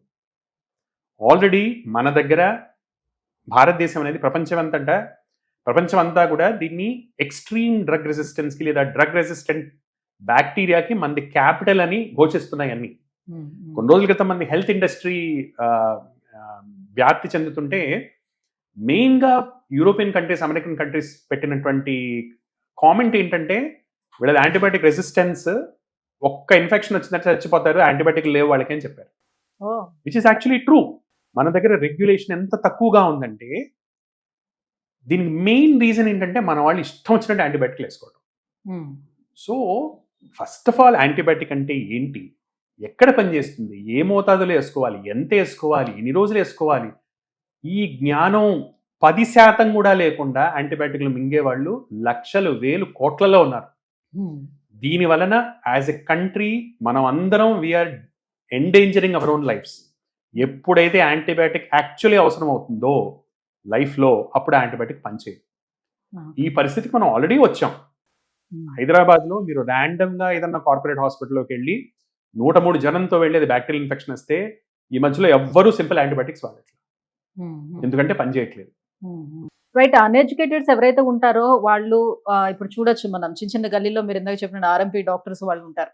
వాళ్ళు అంటూ ఉంటారు, నేను ఎంబీబీఎస్ చదివిన డాక్టర్ దగ్గరికి వెళ్తే నేను 4 రోజులు అవుతున్నా కూడా ఈ మెడిసిన్ వాడుతుంటే నాకు తగ్గట్లేదు, బట్ ఆర్ఎంపీ డాక్టర్ దగ్గరికి వెళ్తే నాకు ఒక ఇంజెక్షన్ ఇచ్చాడు, నాకు ఇమీడియట్గా తగ్గిపోయింది. ఎలా సాధ్యం అవుతుంది? దానివల్ల వచ్చే ఇబ్బంది ఏంటి అని చాలా బ్యూటిఫుల్ ప్రశ్న అండి. మనకి మన దేశానికి పట్టించిన ఇంకో అంటు రోగం ఈ ఇంజెక్షన్ల రోగం అండి. చాలా మంది తెలియదు ఇంకో విషయం చెప్తాను. ఇంజెక్షన్ అనేది నోటితో మందు తీసుకోగలిగిన ఎవ్వడికి అవసరం లేదు. ఒక పేషెంట్కి వాంతులు లేవు, విరోచన లేదు అంటే ఎటువంటి జనాన్నన్నా ఫస్ట్ ఇవ్వాల్సింది ఓరల్ యాంటీబయాటిక్స్. అన్లెస్ ఆ బ్యాక్టీరియా వాడికి కల్చర్స్ చేసి, ఆ బ్యాక్టీరియా కనుక అస్సలు దానికి టాబ్లెట్లే లేవు, ఓన్లీ ఇంజెక్టబుల్ అంటే కొన్ని యాంటీబయాటిక్స్ ఓన్లీ ఇంజెక్షన్స్లా వస్తాయి, టాబ్లెట్స్లా ఉండవు. అటువంటి బ్యాక్టీరియా అయితే తప్ప యాక్చువల్లీ దానికి అందరూ ఇంజెక్షన్ తీసుకోవాలని రూలే లేదు. నెంబర్ 1. మరి సడన్గా ఇంజెక్షన్ ఇచ్చి ఎలా తగ్గిపోతుంది అంటే, చాలామంది ఇప్పటికి కూడా హై ఫీవర్స్లో స్టీరాయిడ్స్ ఇస్తారు. స్టీరాయిడ్ అనేది ఏంటి? ఇప్పుడు ఇమ్యూనిటీ మన పెంపుడు కుక్క అనుకున్నాం, బయట వాళ్ళు వచ్చారు, అరుస్తోంది. స్టీరాయిడ్ ఏం చేస్తుంది? దానికి ఒక గొలుసు కట్టేసి దాని నోరు కుక్కేసేసి దాన్ని తీసి బయట పారేస్తుంది. ఇక అరవలేదు, మన జ్వరం తగ్గిపోయింది. బట్ యాక్చువల్లీ మన జ్వరం ఏంటి? అది మొరుగుతోంది కాబట్టి మనకు తెలుస్తోంది, ఓహో ఏది పడితే తినకూడదు, ఏదో చేసుకోవాలి, నాకు ఏదో ప్రాబ్లం ఉంది అని.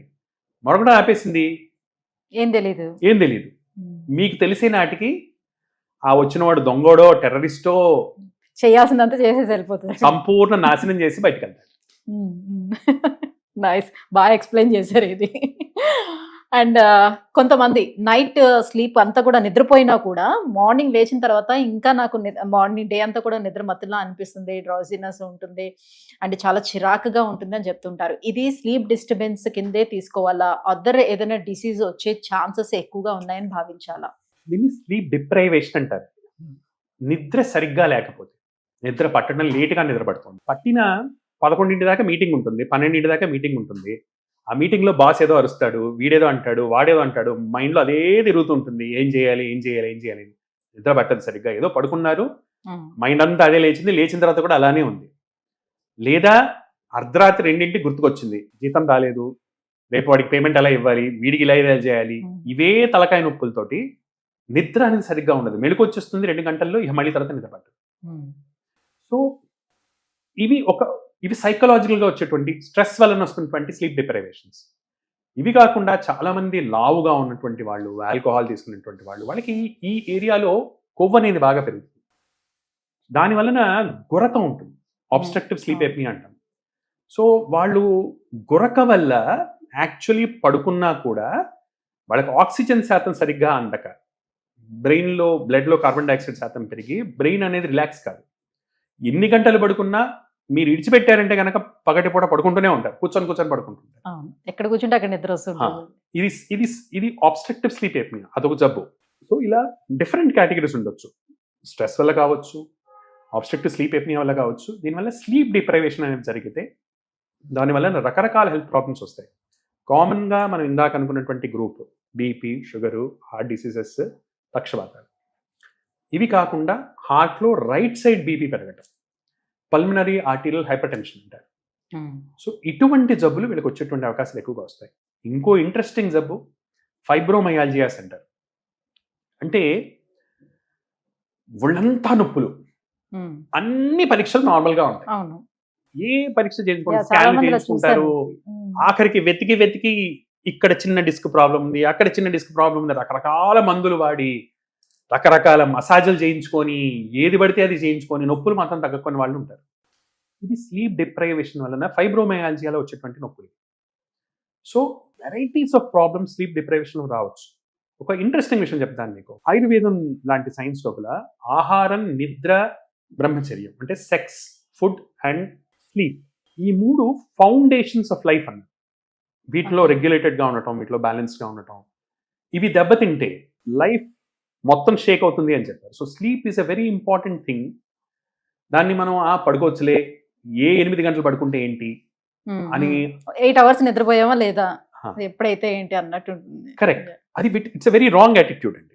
ఇది కొత్తగా స్ప్రెడ్ చేస్తున్న ఇంకో మిత్. 8 గంటలు అయితే మనకేంటి. మనం మర్చిపోతుంది ఏంటంటే, మనం ఒక పెద్ద ప్రపంచంలో ఒక చిన్న భాగం. మన ప్రపంచంలో సూర్యుడు ఒక టైంకి లేస్తున్నాడు, ఒక టైంకి పడుకుంటున్నాడు. సూర్యుడితో పాటు మొత్తం ప్రపంచం ఒక టైంకి లేస్తుంది, ఇంకో టైంకి పడుకుంటుంది. మనకు వచ్చిన కొద్దిపాటి తెలివితేటలతోటి మనం ఏం చేస్తున్నామంటే దీనికి ఎగ్జాక్ట్లీ ఆపోజిట్ చేస్తాం. ఇది ఎలా ఉంటుందంటే, ఒక పెద్ద నది వెళ్తుంది అనుకోండి, ఎనర్జీ అనే ఒక కరెంట్ వెళ్తుంటే మనం ఎగ్జాక్ట్లీ ఆపోజిట్ ఈత కొడుతున్నాం. ఇక్కడ 2 విషయాలు జరుగుతున్నాయి. నేచర్ నుంచి వచ్చే ఎనర్జీ మనం తీసుకోవట్లేదు, రెండవది మన ఎనర్జీని మనం ఎక్కువ స్పెండ్ చేస్తున్నాం to do the same work. Exactly నదికి ఎదురీత కొట్టడం లాంటి. దీని వలన మళ్ళా రకరకాల హెల్త్ ప్రాబ్లమ్స్, ఆబ్వియస్లీ మనం అనుకునే ఫేవరెట్ గ్రూప్ బీపీ, షుగర్లు, హార్ట్ ప్రాబ్లమ్స్, ఇవి వచ్చే అవకాశాలు చాలా ఎక్కువగా ఉంటాయి వీళ్ళకి కూడా. దేర్ఫోర్ టైంకి పడుకోవటం, 12 గంటల కంటే ముందు మీరు ఎన్ని గంటలు పడుకోగలిగితే మీకు అంత హెల్త్. సో తొందరగా పడుకోవటం, తొందరగా లేవటం, సన్తో పాటు పడుకోవటం, సన్తో పాటు లేవటం అనేది biologically it's makes lot of sense. ఎందుకంటే ఒక బయోలాజికల్ క్లాక్ అనేది మనలో ఉంటుంది. ఈ బయోలాజికల్ క్లాకే సెల్స్ యొక్క వైబిలిటీని డిటర్మిన్ చేస్తుంది ఈవెన్చువల్లీ. సార్, ఇప్పుడు డాక్టర్ దగ్గరికి రాగానే ఏదైనా ప్రాబ్లం వచ్చి డాక్టర్ దగ్గరికి వచ్చేటప్పుడు ఫస్ట్ కళ్ళు చూస్తారు, నాలుకని చెక్ చేస్తారు, గోర్లను చెక్ చేస్తారు, అండ్ స్కిన్ చెక్ చేస్తారు ఎలా ఉందని. సో వీటిని బట్టి మన బాడీలో ఏం జరుగుతుందని ఎలా తెలుసుకుంటారు? కళ్ళలో మనకి 2-3 విషయాలు తెలుస్తాయండి. మొదట తెలిసేది బ్లడ్ ఉందా లేదా, హిమోగ్లోబిన్ అనేది ఉందా లేదా. నెంబర్ 1. నెంబర్ 2, జాండిస్ లాంటివి ఉన్నాయా లేదా? ఇవి కాకుండా మీరు చాలా keenగా ఉంటే గనక ఇంకా చాలా విషయాలు కూడా చూడొచ్చు. అంటే వేరే వైటమిన్ డెఫిషియన్సీస్ ఉన్నాయా? వైటమిన్ ఏ డెఫిషియన్సీస్ లాంటివి ఉన్నాయా? డ్రైనెస్ అనేది ఉందా? ఇలాంటి విషయాలు తెలుస్తాయి. టంగ్‌లో కూడా మనకు తెలిసేది అది. అంటే డైజెషన్ ఎలా ఉంటుంది? టంగ్ కోటెడ్‌గా ఉందనుకోండి. Hmm. తింటున్న ఆహారం సరిగ్గా అరగట్లేదు అనమాట వాళ్ళకి. అలానే అనీమియా ఎలా ఉంది వాళ్ళకి? అలా సేమ్ థింగ్ జాండిస్ లాంటివి ఉన్నాయా? లైట్ జాండిస్ ఏమైనా ఉందా? గోల్డ్‌ని బట్టి మనం ఇప్పుడు క్లబ్బింగ్ అంటాం. అంటే కొంతమందిలో గోల్డ్ అనేవి చిలక ముక్కులాగా ఉంటాయి. ఇలా ఉంటాయి. ఓకే. దాని వలన కొన్ని జబ్బులతోటి దానికి సంబంధం ఉంటుంది. ముఖ్యంగా ఊపిరితిత్తులకు సంబంధించినటువంటి జబ్బులు. మెయిన్‌గా సిగరెట్ తాగే వాళ్ళు ఉన్నారు. వాళ్ళలో గోళ్ళ దగ్గర చిలక ముక్కులాగా వస్తుంది. క్యాన్సర్ వస్తున్నట్టు. క్యాన్సర్ వచ్చేటప్పుడు గోళ్ళలో అలాంటి మార్పులు వస్తాయి. లేదా లేడీస్ ఉన్నారు. బ్లాక్ Bleeding గా ఎక్కువ అవడం, అవుతుంది. గోళ్ళు బ్లాక్ గా అవుతుంటాయి కొంతమందికి. అది Usually smoke fungal చేసే infections. వాళ్ళు అలాంటి వాళ్ళు చూస్తాం. ఫంగల్ ఇన్ఫెక్షన్స్ వల్ల బ్లాకిష్ కలర్నేషన్, డిస్కలరేషన్ అలా వస్తుంటుంది. Okay. Plus more commoners are iron deficiency. ఇప్పుడు గోళ్ళు మాటిమాటికి చిట్లిపోతుంటాయి. ఇలా కప్పులాగా తయారవుతుంటాయి. సో ఇది ఐరన్ డెఫిషియన్సీ లక్షణం అనమాట. సో చిన్న చిన్న ఎగ్జామినేషన్స్ తోటి ఇప్పటికి కూడా కొన్ని కామన్ సెన్స్ డయాగ్నోసిస్ చేయొచ్చు. ఒక యంగ్ ఏజ్లో ఉన్నటువంటి లేడీ నీరసంగా ఉంటుంది, అస్సలు కొంచెం నడవగానే ఆయాసం వస్తుంది అంటే మనం కళ్ళు చూసాం, హిమోగ్లోబిన్ తక్కువ ఉంది, నెయిల్స్ చూసాం, కాయిలోనెకియా ఉంది, కప్ షేప్లో ఉన్నాయి, ఆబ్వియస్గా ఐరన్ డెఫిషియన్సీ ఉన్నట్టు. సో ఓన్లీ ఐరన్ టెస్ట్ చేయించుకోవటం కానీ ఐరన్ టాబ్లెట్స్ వాడటం కానీ చేస్తే సరిపోతుంది. అయితే పోను పోను మనకేమవుతుందంటే మనం స్పెషలైజేషన్కి వెళ్తున్నాం. నాకు బీపీ రాగానే నేను కార్డియాలజిస్ట్లో సూపర్ స్పెషాలిటీ చేసిన వాళ్ళ దగ్గరికి వెళ్ళి చూపించుకోవాలి. మనం మర్చిపోతుంది ఏంటంటే కార్డియాలజిస్ట్ ఎప్పుడు వెళ్ళాలి? ఒక స్పెసిఫిక్ ప్రాబ్లం ఉన్నప్పుడు వాళ్ళ దగ్గరికి వెళ్ళాల్సి ఉంటుంది. బీపీని ట్రీట్ చేయడానికి ఒక MBBS doctor is sufficient. So ఒక ఎండి ఈజ్ మోర్ దెన్ క్వాలిఫైడ్. కానీ ప్రతిదానికి స్పెషలైజేషన్. ఇది హాస్పిటల్స్ అలానే ఎంకరేజ్ చేస్తున్నాయి, ప్రజలకి అది బాగుంది. దీనికి ఒక సైడ్ ఎఫెక్ట్ ఏంటంటే ఒక స్పెషలిస్ట్ డ్యూటీ ఏంటి? 99 సార్లు ఒక కామన్ కాజ్ అయినా, ఒక్కొక్కసారి ఒక రేర్ కాజ్ అయినా ఒక specialist duty is not to miss that 1%. Therefore specialist is constrained. అంటే వాళ్ళకి they have to look at every possibility, common or rare. ఈ సౌలభ్యం అనేది 99% మందికి లాస్, ఒకళ్ళకి గెయిన్. 100 మందికి మన పెద్దానికి మనం ఇన్వెస్టిగేట్ చేసాం అనుకోండి, 100లో ఒకళ్ళకి జబ్బుని ఎర్లీగా పికప్ చేస్తాం, 99 మందికి బిల్లులు ఎక్కువ అవుతాయి. రైట్. సో రెగ్యులర్ గా ఎవరికైనా ఇప్పుడు కాన్స్టిపేషన్ ప్రాబ్లం ఉంది అని అంటే అది వాళ్ళ తీసుకునేటువంటి డైట్ ప్రాబ్లమా లేకపోతే వాళ్ళ హార్మోనల్ ఇష్యూస్ ఏమైనా ఉండొచ్చు అంటారా? కాన్స్టిపేషన్ అనేది కూడా రకరకాల కాన్స్టిపేషన్స్ ఉంటాయి. ఇప్పుడు మళ్ళీ కాన్స్టిపేషన్ డెఫినిషన్స్ కూడా వేరే వేరేగా ఉంటాయి. మీకు చాలా ఒక ఇంట్రెస్టింగ్ విషయం చెప్తాను. మోడర్న్ మెడిసిన్ ప్రకారం ఒక మనిషి రోజుకి 3 సార్ల నుంచి వారానికి 3 సార్ల వరకు మోషన్కి వెళ్తే సరిపోతుంది. సో కాన్స్టిపేషన్ అంటే ఏంటి? ఇంతకంటే తక్కువ అయితే కాన్స్టిపేషన్, విచ్ మీన్స్ ప్రతి 3వ రోజు ఒకసారి అవుతుంటే అది కాన్స్టిపేషన్.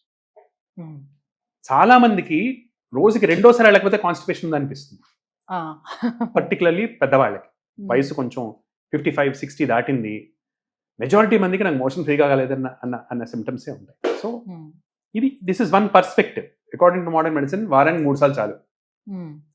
బట్ మళ్ళీ ఆయుర్వేదం లాంటి సైన్సెస్ కొద్దాం. తిన్న ఆహారం అరిగి ఏ రోజు ఆ రోజు బయటికి వెళ్తే అదో న్యాచురల్ డిటాక్స్, వెళ్ళకపోతే అది కాన్స్టిపేషన్. మళ్ళీ ఈ కాన్స్టిపేషన్ రకరకాలు. కొంతమందికి ఏంటి, లేవంగానే అవ్వదు, టీ తాగాలి, సిగరెట్ తాగాలి, ఏదో వేడి నీళ్ళు తాగాలి, గంట తర్వాత అవుతుంది. కొంతమందికి తిన్న తర్వాత అవుతుంది, ఇది ఒక రకమైన కాన్స్టిపేషన్. ఇంకోళ్ళకి ఏంటి, మోషన్ మొదటిసారి వెళ్తే ఫ్రీగా అయినట్టు అనిపించదు, మళ్ళీ 2వసారి ఇంకా కొంచెం ఉందేమో, ఇంకా కొంచెం ఉందేమో, మళ్ళీ 3వసారి ఓకే ఇప్పుడు అయిపోయింది. ఇది ఒక రకమైన కాన్స్టిపేషన్. హార్డ్గా ఉండదు మోషన్, నార్మల్గా ఉంటుంది. కొద్దిమందికి మోషన్ మాత్రం హార్డ్గా ఉండి మొక్కాల్సిన అవసరం వచ్చి, ప్రెషర్ పెట్టాల్సిన అవసరం వచ్చి, ఇది కాన్స్టిపేషన్ ఉంటుంది. సో కాన్స్టిపేషన్లో చాలా టైప్స్, చాలా పర్సెప్షన్స్ ఉంటాయి.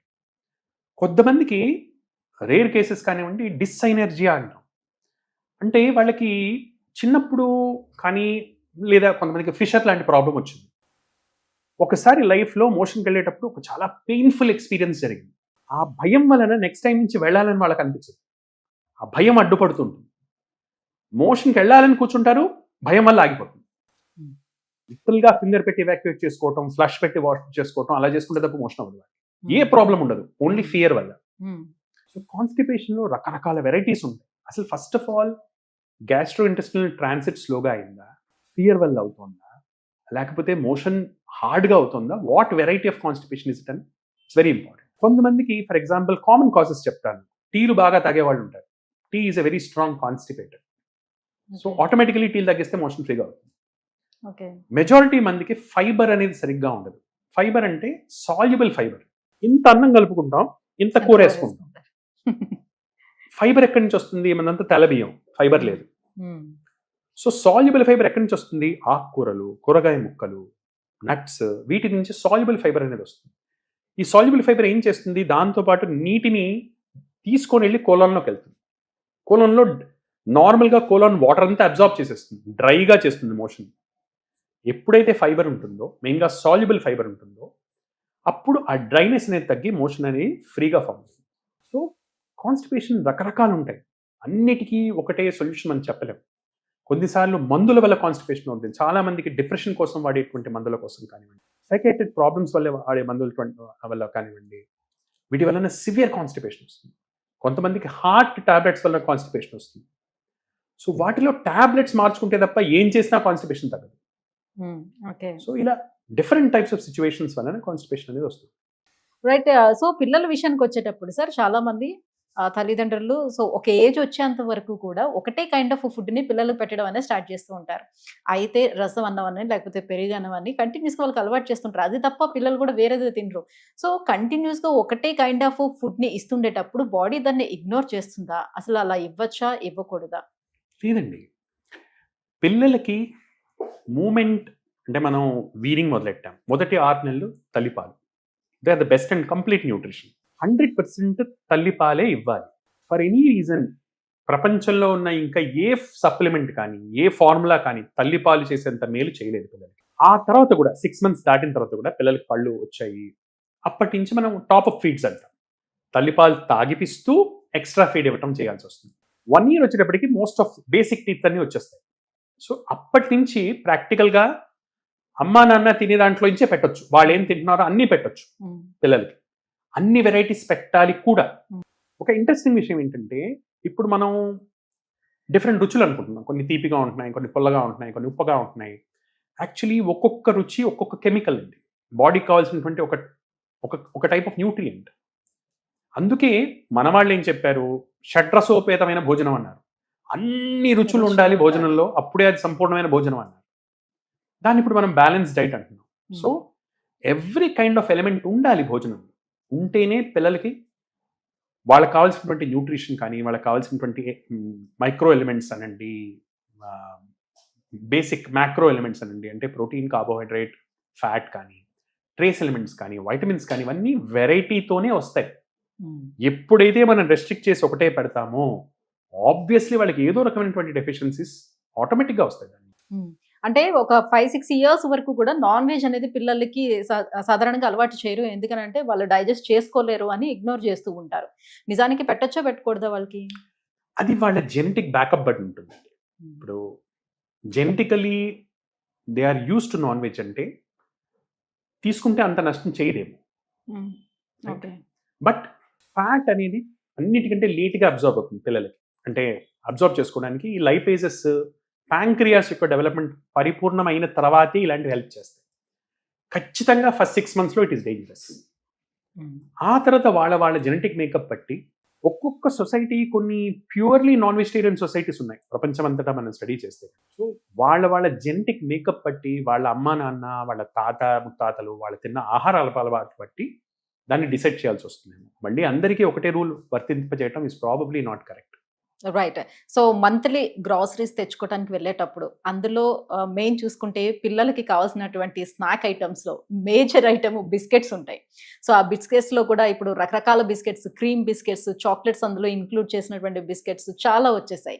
సో ఆ బిస్కెట్స్తో పాటుగా ఇప్పుడు వాళ్ళు ఏడుస్తున్నారంటే ఈ చిప్స్, కురుకురేస్ ఇవన్నీ కూడా వేస్తున్నారు. సో ఇవన్నీ పిల్లలకి ఎంతవరకు మేలు చేస్తాయి? బిస్కెట్స్ వల్ల ఏమైనా హాని జరుగుతుందా? 0 మేల్ అండి, మ్యాక్సిమం హాని. వాటిలో మేలు వెతుక్కోవటం అంటే మనం ఇట్స్ ఓన్లీ మార్కెటింగ్ గిమిక్. అవి కూడా మేలు చేస్తే కనుక దాంట్లో మనం డిస్కస్ చేసుకోవాల్సింది. వస్తున్నాయి కదా సార్ యాడ్స్, మిల్క్ కు బదులు బిస్కెట్ ఇవ్వండి, మిల్క్ బిస్కెట్ అన్నట్టు. అలా ఇవన్నీ హైలీ ప్రాసెస్డ్ ఫుడ్స్ అంటారు. మీకు చిన్న ఉదాహరణ చెప్తాను. ప్రకృతిలో కొంచెం తీపి ఉందనుకోండి, చెరుకు గడ్డ తీసుకుందాం. ప్రకృతి ఏం చేస్తుందంటే ఇంత తీపిని తినడానికి ఓ పిల్లాడు కానీ ఎవరన్నా కానీ దాంతోపాటు కిలో ఫైబర్ ఉంటుంది. ఆ పీచు నవిలి గట్టి చెక్క లాంటిది ఉంటుంది, దాన్ని పీకి అంత ఎక్సర్సైజ్ చేస్తే అప్పుడు ఇంత తీపినిస్తుంది. ఇది ప్రకృతి. మనం ఏం చేస్తున్నాం, దాన్ని పిండి రసం తీసి దాన్ని కాచి దాన్ని మళ్ళీ రిఫైన్ చేసి ఆ రిఫైన్ చేసిన దాన్ని ఇంకా కాన్సన్ట్రేట్ చేసి సిరప్ చేసి ఈ సిరప్ ఫ్లేవర్ని కలిపి అసలు ఎటువంటి పొట్టు లేని వీట్ ఆటాలో దాన్ని కలిపి బిస్కెట్లు చేసి ఇది మనం హెల్తీ అంటున్నాం. ఆబ్వియస్లీ ఇట్లాంటి హైలీ పాలిష్డ్ ఫుడ్స్ ఇవి తినటం వలనే ఒబెసిటీ అనే ఎపిడమిక్ పెరుగుతోంది పిల్లల్లో. Highly processed foods. మీరు ఏదన్నా ఆర్గనైజేషన్ గైడ్ లైన్స్ చదవండి, అమెరికన్ డయాబెటిక్ అసోసియేషన్ కానీ అమెరికన్ హార్ట్ అసోసియేషన్ కానీ పోనీ వరల్డ్ వైడ్ ఆర్గనైజేషన్లో ఏ ఆర్గనైజేషన్స్ ప్రాసెస్డ్ ఫుడ్స్ హెల్తీ అని చెప్తున్నాయి నాకు చెప్పండి. There is no such guideline, pure marketing. ఇక్కడ జరుగుతుంది ఏంటంటే తీపి అనేది ప్రతి ఒక్క జీవికి నచ్చుతుంది. పిల్లలు they are vulnerable at that age. తీపి అనేది ఎవరికైనా నచ్చుతుంది. అందుకు క్రేవింగ్ అనేది క్రియేట్ చేస్తున్నారు. తీపిని చాక్లెట్తో కలపటం వలన ఒక కెమికల్కి అడిక్ట్ చేస్తున్నారు వాళ్ళని. కాఫీకి ఎలా అయితే మనం అడిక్ట్ అవుతామో కోకోకి పిల్లలు అలా అడిక్ట్ అవుతారు. సో యాక్చువల్లీ కోకో చేదుగా ఉంటుంది. దాని చేదును మాస్క్ చేయడానికి తీపితో కలిపి రెండింటినీ కలిపి చాక్లెట్ అనే పదార్థం తయారు చేసి we are only making them addicts. దాంట్లో మనం మేలు వెతుక్కోవాలంటే ఏం మేలు వెతుక్కోవాలి చెప్పండి. నిజమే. సో అంటే బాడీకి ఎలాంటి హాని చేస్తుంది అంటే చిన్నప్పటి నుంచి అది స్టార్ట్ చేశారనుకోండి, ఏ రకంగా హాని చేస్తుంది అని. చిన్నప్పుడు హైలీ ప్రాసెస్ ఫుడ్స్ తీసుకునే వాళ్ళే పెద్ద అయిన తర్వాత ఒబెసిటీ కానీ క్యాన్సర్స్ కానీ హార్ట్ ప్రాబ్లమ్స్ కానీ షుగర్ కానీ బీపీ కానీ వచ్చే ఛాన్సెస్ ఎక్కువ ఉంటాయండి. This is proven beyond doubt. దీన్ని అన్ని సిస్టమ్స్ ఒప్పుకుంటున్నాయి, దీంట్లో డౌట్ లేవు. సో పిల్లలకి ఇప్పుడు బాటిల్ ఫీడింగ్ ఇచ్చే పిల్లలు ఉంటారు. సో బాటిల్ తోటి పాలు ఇచ్చేస్తారు. వాళ్ళు ఎక్కువ బాటిల్ ఫీడింగ్ అలవాటు పడిన వాళ్ళు బాటిల్ని తీయటానికి కూడా ఇష్టపడరు. సో అలాంటి వాళ్ళు ఎలాంటి కేర్ తీసుకోవాలి? బాటిల్ తీసేసేటప్పుడు ఏం చేస్తారంటే ఈ తేనెతో తయారు చేసిన పీకలు ఉంటాయి కదా, సో అది కూడా పెడుతున్నారు నోట్లో. ఎంతసేపు అలా పెట్టుకుని ఉండొచ్చు? దానివల్ల కలిగే హాని ఏంటి? ఇవన్నీ కూడా అన్ఫార్చునేట్లీ ఏంటంటే మదర్స్ వర్కింగ్ ఉండటము, టైం ఉండకపోవటము, మదర్ ఎక్కడో ఉండటం, చైల్డ్ ఎక్కడో ఉండటం, వాళ్ళకు ఓపిక లేకపోవటం, దీనివల్ల వస్తున్నటువంటి ప్రాబ్లమ్స్ అండి ఇవన్నీ. See there is no substitute to breast milk, there is no substitute to breastfeeding అండి. ఈ పీకలన్నీ కూడా మీరు తేనెతో చేయండి, ఇంకో దేనితోనే చేయండి, దాన్ని సరిగ్గా హైజీనిక్గా స్టెరిలైజ్ చేయకపోతే ఇన్ఫెక్షన్స్ కాజ్ చేస్తాయి. ఎక్కడో పెడతారు, తీసి నోట్లో పెట్టుకుంటారు. ఆబ్వియస్లీ దాని నుంచే గ్యాస్ట్రోఎంటరైటిస్లు, వాంతులు, విరేచనాలు ఇవన్నీ వస్తుంటాయి దానివల్లనే. Therefore, as far as possible, anything other than breastfeeding should be avoided as much as possible. ఇంకా పెద్దవాళ్ళ విషయానికి వచ్చేద్దాం. సో చాలా మంది ఇప్పుడు మనం ఇంతకు ముందు మాట్లాడుకున్నట్టుగా సో లేట్ గా పడుకోవడం అలవాటు అయింది. సో పొద్దున్న మార్నింగ్ బ్రేక్ఫాస్ట్ అవాయిడ్ చేసేస్తారు, ఎప్పుడో మధ్యాహ్నం ఇంకా లంచ్ చేస్తారు. సో ఇదంతా కూడా నేను రెగ్యులర్ గా చేస్తూనే ఉన్నాను, పోయేదే ఉన్నది నాకు అలవాటు అయిపోయింది అని చెప్తూ ఉంటారు. సో ఇలా బ్రేక్ఫాస్ట్ ని మిస్ చేయటం వల్ల అప్పటికప్పుడు లేదంటే లాంగ్ టర్మ్ లో వచ్చేటువంటి ప్రాబ్లమ్స్ ఏంటి? ఇప్పుడు కొత్త బండి కొన్నారు, అడ్డదిడ్డంగా నడుపుతున్నారు. మొదటి 4 సంవత్సరాలు ఏం కాదండి, కొత్త బండి కాబట్టి తట్టుకుంటుంది షాక్లు. 5వ సంవత్సరం నుంచి పాటు ఊడి చేతిలోకి వస్తుంటుంది, బిల్లులు పెరుగుతుంటాయి. మన బాడీ కూడా నేచర్, భగవంతుడు మనకిచ్చిన ఒక మషీన్. ప్రాపర్గా మెయింటైన్ చేసుకొని దాన్ని కొన్ని రూల్స్ ప్రకారం నడుస్తుంది. అది ఆ రూల్స్ ప్రకారం మెయింటైన్ చేసుకుంటే ముసలితనం అనేది ఇబ్బంది లేకుండా ఉంటుంది. లేదా ముసలితనం 45 ఏళ్లకే రావటం, దాని నుంచి రకరకాల ఇబ్బందులు రావటం ఆటోమేటిక్గా మనం చూస్తూనే ఉన్నాం. బ్రేక్ఫాస్ట్ అనేది it is the most healthy time to eat. సూర్యుడు రైజ్ అయ్యాడు, నేచర్లో ఎనర్జీ ఉంది, సర్కేడియన్ రిథమ్ స్టార్ట్ అయింది, బాడీలో ఉన్నటువంటి హార్మోన్స్ అన్నీ హైలో ఉన్నాయి, అప్పుడు బాడీ రెడీగా ఉంది. అప్పుడు తింటే అరిగే వంట పడుతుంది, బాడీకి స్ట్రెంగ్త్ ఇస్తుంది. అలా కాకుండా నాకప్పుడు నేను బిజీగా ఉన్నాను, నా టైంకి నేను తింటాను అంటే నేను చెప్పాను కదండి, నదికి ఎదురీత కొట్టినట్టు. అంటే మన క్లాక్స్ని అగెయిన్స్ నేచర్ క్లాక్ మనం సెట్ చేసుకుంటే తొందరగా క్లాక్ అలసిపోతుంది. Body as a machine will fail very fast.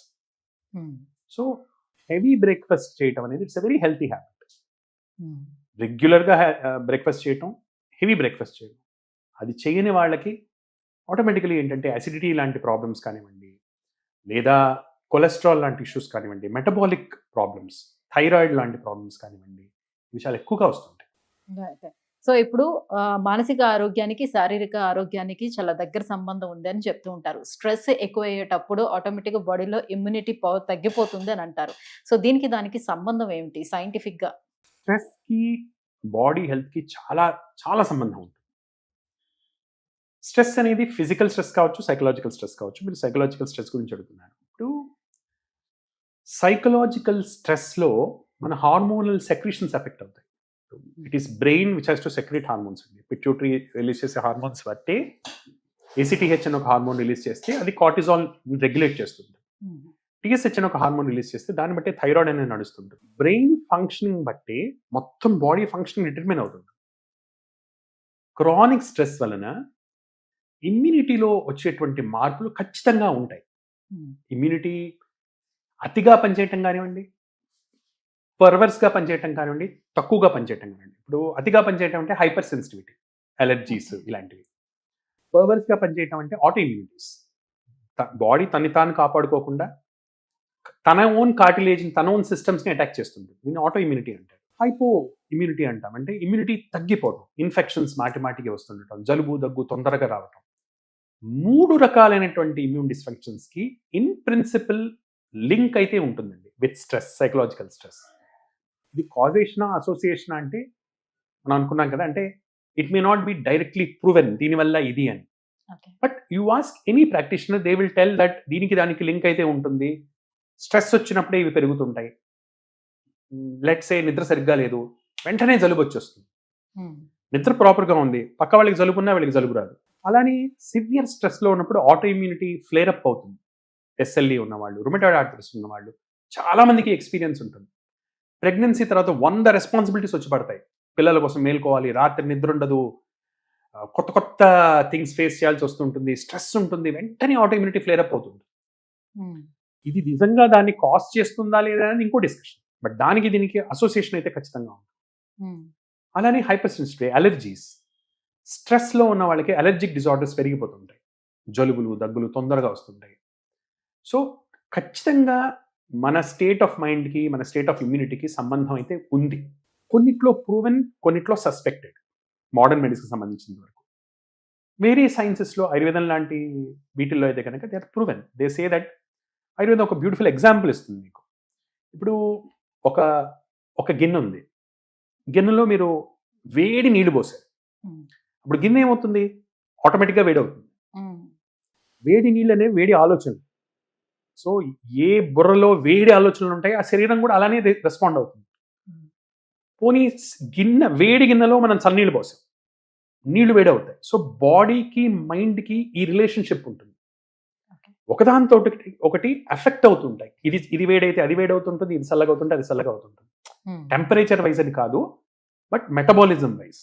So అంటే ఏదైనా విషయం గురించి టెన్షన్ పడినప్పుడు, లేదంటే భయపడినప్పుడు, సో వెంటనే వాళ్ళకి కడుపు నొప్పి రావడం, లేకపోతే మోషన్ రావడం, కొంతమంది యూరిన్ లీక్ అయిపోవడం, ఇలాంటివన్నీ జరుగుతూ ఉంటాయి కదా భయం వచ్చేటప్పుడు. బాగా ఎందుకు అలా జరుగుతుంది? అప్పుడు ఏం జరుగుతుంది బాడీలో? యాంగ్జైటీ వలన సింపాథెటిక్ అమీన్స్ రిలీజ్ అవుతాయండి, రైట్? అడ్రినాలిన్, నారెపినెఫ్రిన్ ఇలాంటి కెమికల్స్ రిలీజ్ అవుతాయి. అవి వెళ్ళి మజిల్స్ని స్టిమ్యులేట్ చేసి ఆబ్వియస్లీ ఈ చేంజెస్ అన్ని కాజ్ చేస్తాయి. వీటి వెనుక మెయిన్ రీజన్ ఏంటంటే బాడీలో ఒక ఫైట్ అండ్ ఫ్లైట్ సిస్టమ్ అనేది ఒకటి ఉంటుంది.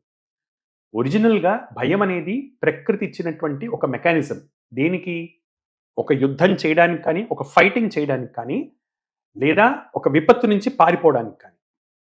సో ఈ మెకానిజమ్స్ అన్నీ కూడా యాక్చువల్గా ఒక ఫైట్కి కానీ, లేదా ఒక ఫ్లైట్కి కానీ, ఫ్లైట్ అంటే పారిపోవటం, ఫైట్ అంటే ఎదుర్కోవటం, ఈ రెండిట్లో ఏదో ఒక దానికి హెల్ప్ చేస్తాయి. అది అతిగా అయితే దాన్ని జనరలైజ్డ్ యాంగ్జైటీ స్టేట్ అని కానీ, లేదా ఇలాంటి యాంగ్జైటీ డిజార్డర్స్ అని కానీ అంటారు. Right sir. ఇప్పుడు మన లైఫ్ స్టైల్లో ఈ ఫోన్స్ కానివ్వండి, గ్యాడ్జెట్స్ అన్నీ కూడా ఒక భాగం అయిపోయాయి. సో వీటి నుంచి బయటికి రావడం అనేది కష్టతరం అయిపోయినటువంటి ఈ తరుణంలో, సో మన ఐస్ అవి కొంచెం ఎఫెక్ట్ అవ్వకుండా ఉండటానికి మనం యాంటీ గ్లేర్ గ్లాసెస్ యూజ్ చేయండి అని చెప్తున్నారు, బ్లూ గ్లాసెస్ యూజ్ చేయమని చెప్తున్నారు. ఇవి ఎంత యాక్యురేట్గా పనిచేస్తాయి? Something is better than nothing. ఇవి కంప్లీట్గా ప్రివెంట్ చేస్తాయా? నో. బట్ మినిమైజ్ చేస్తాయి. ఒక లార్జ్ స్క్రీన్ వాడినా మీరు చిన్న screens are more dangerous. For example phone అంటే లైట్ ఇంటెన్సిటీ అనేది ఎక్కువగా వస్తుంటుంది దాని నుంచి.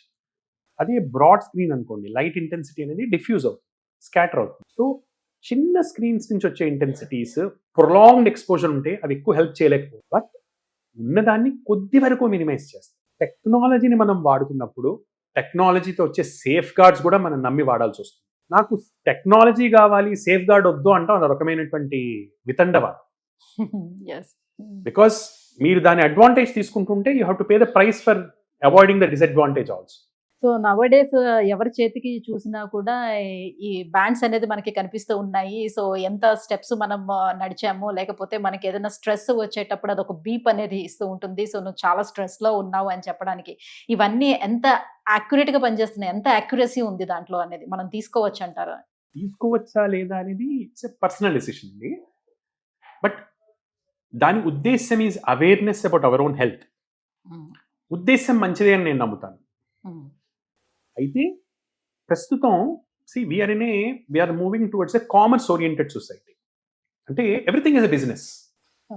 సో బిజినెస్ లేని సైన్స్ని వెతకడం చాలా కష్టం. 1% కంటే తక్కువగా ఉంది. సో మనం చూసుకోవాల్సింది ఏంటంటే, yes there will be a commercial element in it, there will be a marketing element in it. మనకి రెలవెంటా కాదా మనం చూసుకోవాలి. అంటే అది చూపించే పాయింట్స్ ఎంతవరకు కరెక్ట్ గా ఉంటుంది, మనం దాన్ని నమ్మచ్చా లేదా అనేది. It is only an indication, absolute truth మాత్రం కాదు. నా హార్ట్లో వచ్చే ఈసీజీతోనే నేను మొత్తం డయాగ్నోస్ చేసుకుంటా అంటే అది కొంచెం it is exaggeration. But it is an indication. It is more about awareness. మనము బిజీగా ఉండి మన గురించి మనం పట్టించుకోవట్లేదు కాబట్టి ఒక మిషన్ వచ్చి మనకి చెప్తుంది, నాయనా బాబు కొంచెం పట్టించుకోండి అని, హెల్ప్ చేయడానికి మాత్రమే. సో బీపీ ఆపరేటర్స్ అనుకున్నాం ఇప్పుడు. అంటే నార్మల్గా చెక్ చేసే బీపీకి, బీపీ మెషిన్తో చెక్ చేసే బీపీకి 10 to 15% తేడా ఖచ్చితంగా ఉంటుంది. అలాంటి బీపీ మెషిన్స్ చెడ్డవా? కాదు. Knowing something is better than not knowing anything. చాలా మంది బీపీ వెళ్ళి చెకప్ అయి చేయించుకోరు. వాళ్ళకి ఏం చేయాలి? ఒక ప్రాపర్ చెకప్తో ఈక్వల్ అంటే అయితే కాదు ఇవన్నీ కూడా.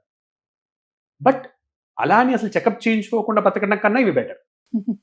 It is more about awareness. So regular health checkups అనేది ఎంతవరకు అవసరం అంటారు nowadays? Very difficult to say no అండి. అంటే మళ్ళా అన్ఫార్చునేట్ రియాలిటీ ఏంటంటే medical science also is commercialised. So health checkup అనేది ₹1000 800 నుంచి ₹1,50,000 దాకా ఉంటుంది. టోటల్ బాడీ చెకప్స్ అని, క్యాన్సర్ చెకప్స్ అని, ఇలా రకరకాల చెకప్స్ వస్తుంది. సో ప్రతి ఒక్కళ్ళకి నేను చెప్పేది ఇది, అంటే మనం ఉండే సమాజంలో ప్రభుత్వమే మనని జీడిపి, ఎకానమీ, మెడికల్ ఇండస్ట్రీ. మీకు ఇంట్రెస్టింగ్ విషయం చెప్పాలి, మర్చిపోయాను. ఆ చిన్నప్పుడు మాకంటే ముందు జనరేషన్లో దీన్ని మెడికల్ సర్వీస్ అనేవాళ్ళు. ఇది ఒక సర్వీస్లా చూసేవాళ్ళు, సేవాభావంతో చూసేవాళ్ళు. మేము మెడికల్లో చేరినప్పుడు ఇది మెడికల్ ప్రొఫెషన్ అయింది. ప్రొఫెషన్ అంటే మనం డబ్బు తీసుకున్నామంటే ఖచ్చితంగా అంతకంత ప్రాపర్ వర్క్ చేసి వెళ్తాం. ఇది professional work, no nonsense quality work, profession. ఇప్పుడు దీన్ని ఏమంటున్నారు తెలుసా అండి? This is called as medical industry. This is a business. It is no more a service. ప్రభుత్వం దీనికి ట్యాక్స్ కట్టమంటోంది. మీరు ట్రేడ్ లైసెన్స్ తీసుకోవాలి, ట్రేడ్ ట్యాక్స్ కట్టాలి, బిజినెస్ చేయమని ప్రభుత్వమే చెప్తోంది, ఎన్నికల ముందు తప్ప. అంతేనా? అందుకే ఒకప్పుడు ఒక డాక్టర్ దగ్గరికి వెళ్తే ఆ డాక్టర్ ఏది చెప్తే పేషెంట్ అది బిలీవ్ చేసేవాడు, ఎందుకంటే వాళ్ళనే దైవంగా నమ్మేవాడు కాబట్టి. ఇప్పుడు ఒక డాక్టర్ దగ్గరికి వెళ్ళిన తర్వాత ఇంకొక 2 డాక్టర్లు ఒపీనియన్ తీసుకున్న తర్వాత కానీ ట్రీట్మెంట్కి వెళ్ళట్లేదు. దట్ ఈస్ ట్రూ అండి. అంటే నేను కాదన్నాను, ఎందుకంటే ఏం చేయమంటారు? ఇప్పుడు మీరు, నేను చదివినప్పుడు 900 మెడికల్ కాలేజ్ సీట్లు, 9 కాలేజీలు. ప్రస్తుతం 12,000 సీట్లు ఉన్నాయి. ఓకే, డిగ్రీ వాల్యూ తగ్గించేశారు, క్వాలిటీ ఇవ్వట్లేదు. రష్యా నుంచి తెచ్చుకుంటున్నాం, యుక్రెయిన్ నుంచి తెచ్చుకుంటున్నాం, మలేషియా నుంచి తెచ్చుకుంటున్నాం, సింగపూర్ నుంచి తెచ్చుకుంటున్నాం. ఎలా బతకాలి వీళ్ళంతా? Number 1. So doctors quality check లేకుండా నెంబర్ని పెంచేస్తున్నాం. ఇది సెంట్రల్ గవర్నమెంట్ చేస్తుంది, స్టేట్ గవర్నమెంట్ చేస్తుంది. ఇదేదో గర్వంగా తీసుకుంటోంది, మేము మెడికల్ సీట్లు పెంచేసామని. ఎవ్వడు కూడా క్వాలిటీ ఏంటి అని ఆలోచించట్లా, నెంబర్ల గురించి ఆలోచిస్తున్నారు. ఇంతమంది డాక్టర్లను పంపిస్తున్నాం, ఇంతమంది డాక్టర్లలో ఎంతమందిలో యాక్చువల్లీ ఆ యాటిట్యూడ్ ఉంది, ఆ ఎంపతి ఉంది, ఎటువంటి వాడికి ఏం నేర్పిస్తున్నాం ఎవ్వడు పట్టించుకోవట్లేదు. నెంబర్ 1. నెంబర్ 2 ఏమైంది? ఫారెన్ డైరెక్ట్ ఇన్వెస్ట్మెంట్ అంటున్నాం మనం. ఇప్పుడు any foreigner can come and invest in a hospital. Invest చేసేవాడు ఎవడు? డాక్టర్ కాదు, వాడు బిజినెస్ మ్యాన్. ఇవాళ నేను 100 కోట్లు పెట్టాను, 3 ఏళ్లలో 300 కోట్లు చేస్తావా లేదా? ఇది వాడి టార్గెట్. ఎలా చేయాలి? ఎవడు కట్టాలి 300 కోట్లు? ఎవరు కడతారు? పేషెంట్లే కడతారు. సో ఒకవైపు డాక్టర్ల అవైలబిలిటీ పెంచేసి డిగ్రీ వాల్యూ తగ్గించేసి కార్పొరేట్ స్కీల్ బొమ్మలు చేశారు వాళ్ళు. వీడు పని చేయకపోతే, వీడు సిన్సియారిటీ అన్నాడు అనుకోండి, వాడిని సొంత 10 మంది ఉన్నారు క్యూలో, 10 మంది వచ్చి కూర్చుంటారు. ఇన్వెస్ట్ చేసేవాడు డబ్బుల గురించే మాట్లాడుతున్నాడు. ఇది కమర్షియలైజ్ కాకుండా ఎలా ఆగుతుంది చెప్పండి? అంతే. రియల్లీ సార్, రియల్గా మీరు సూపర్ హీరో అనే చెప్పాలి. ఎందుకంటే ఎలాంటి భయము బెరుకు అనేది లేకుండా ఉన్నది ఉన్నట్టు నిజాయితీగా అన్ని విషయాలు కూడా క్లియర్గా మాట్లాడారు. అన్ని కూడా మాకు అడిగిన డౌట్స్ అన్ని కూడా వివరించి చెప్పారు. Thank you sir, thank you so much for coming. Thank you. Welcome అండి, thank you very much for calling me.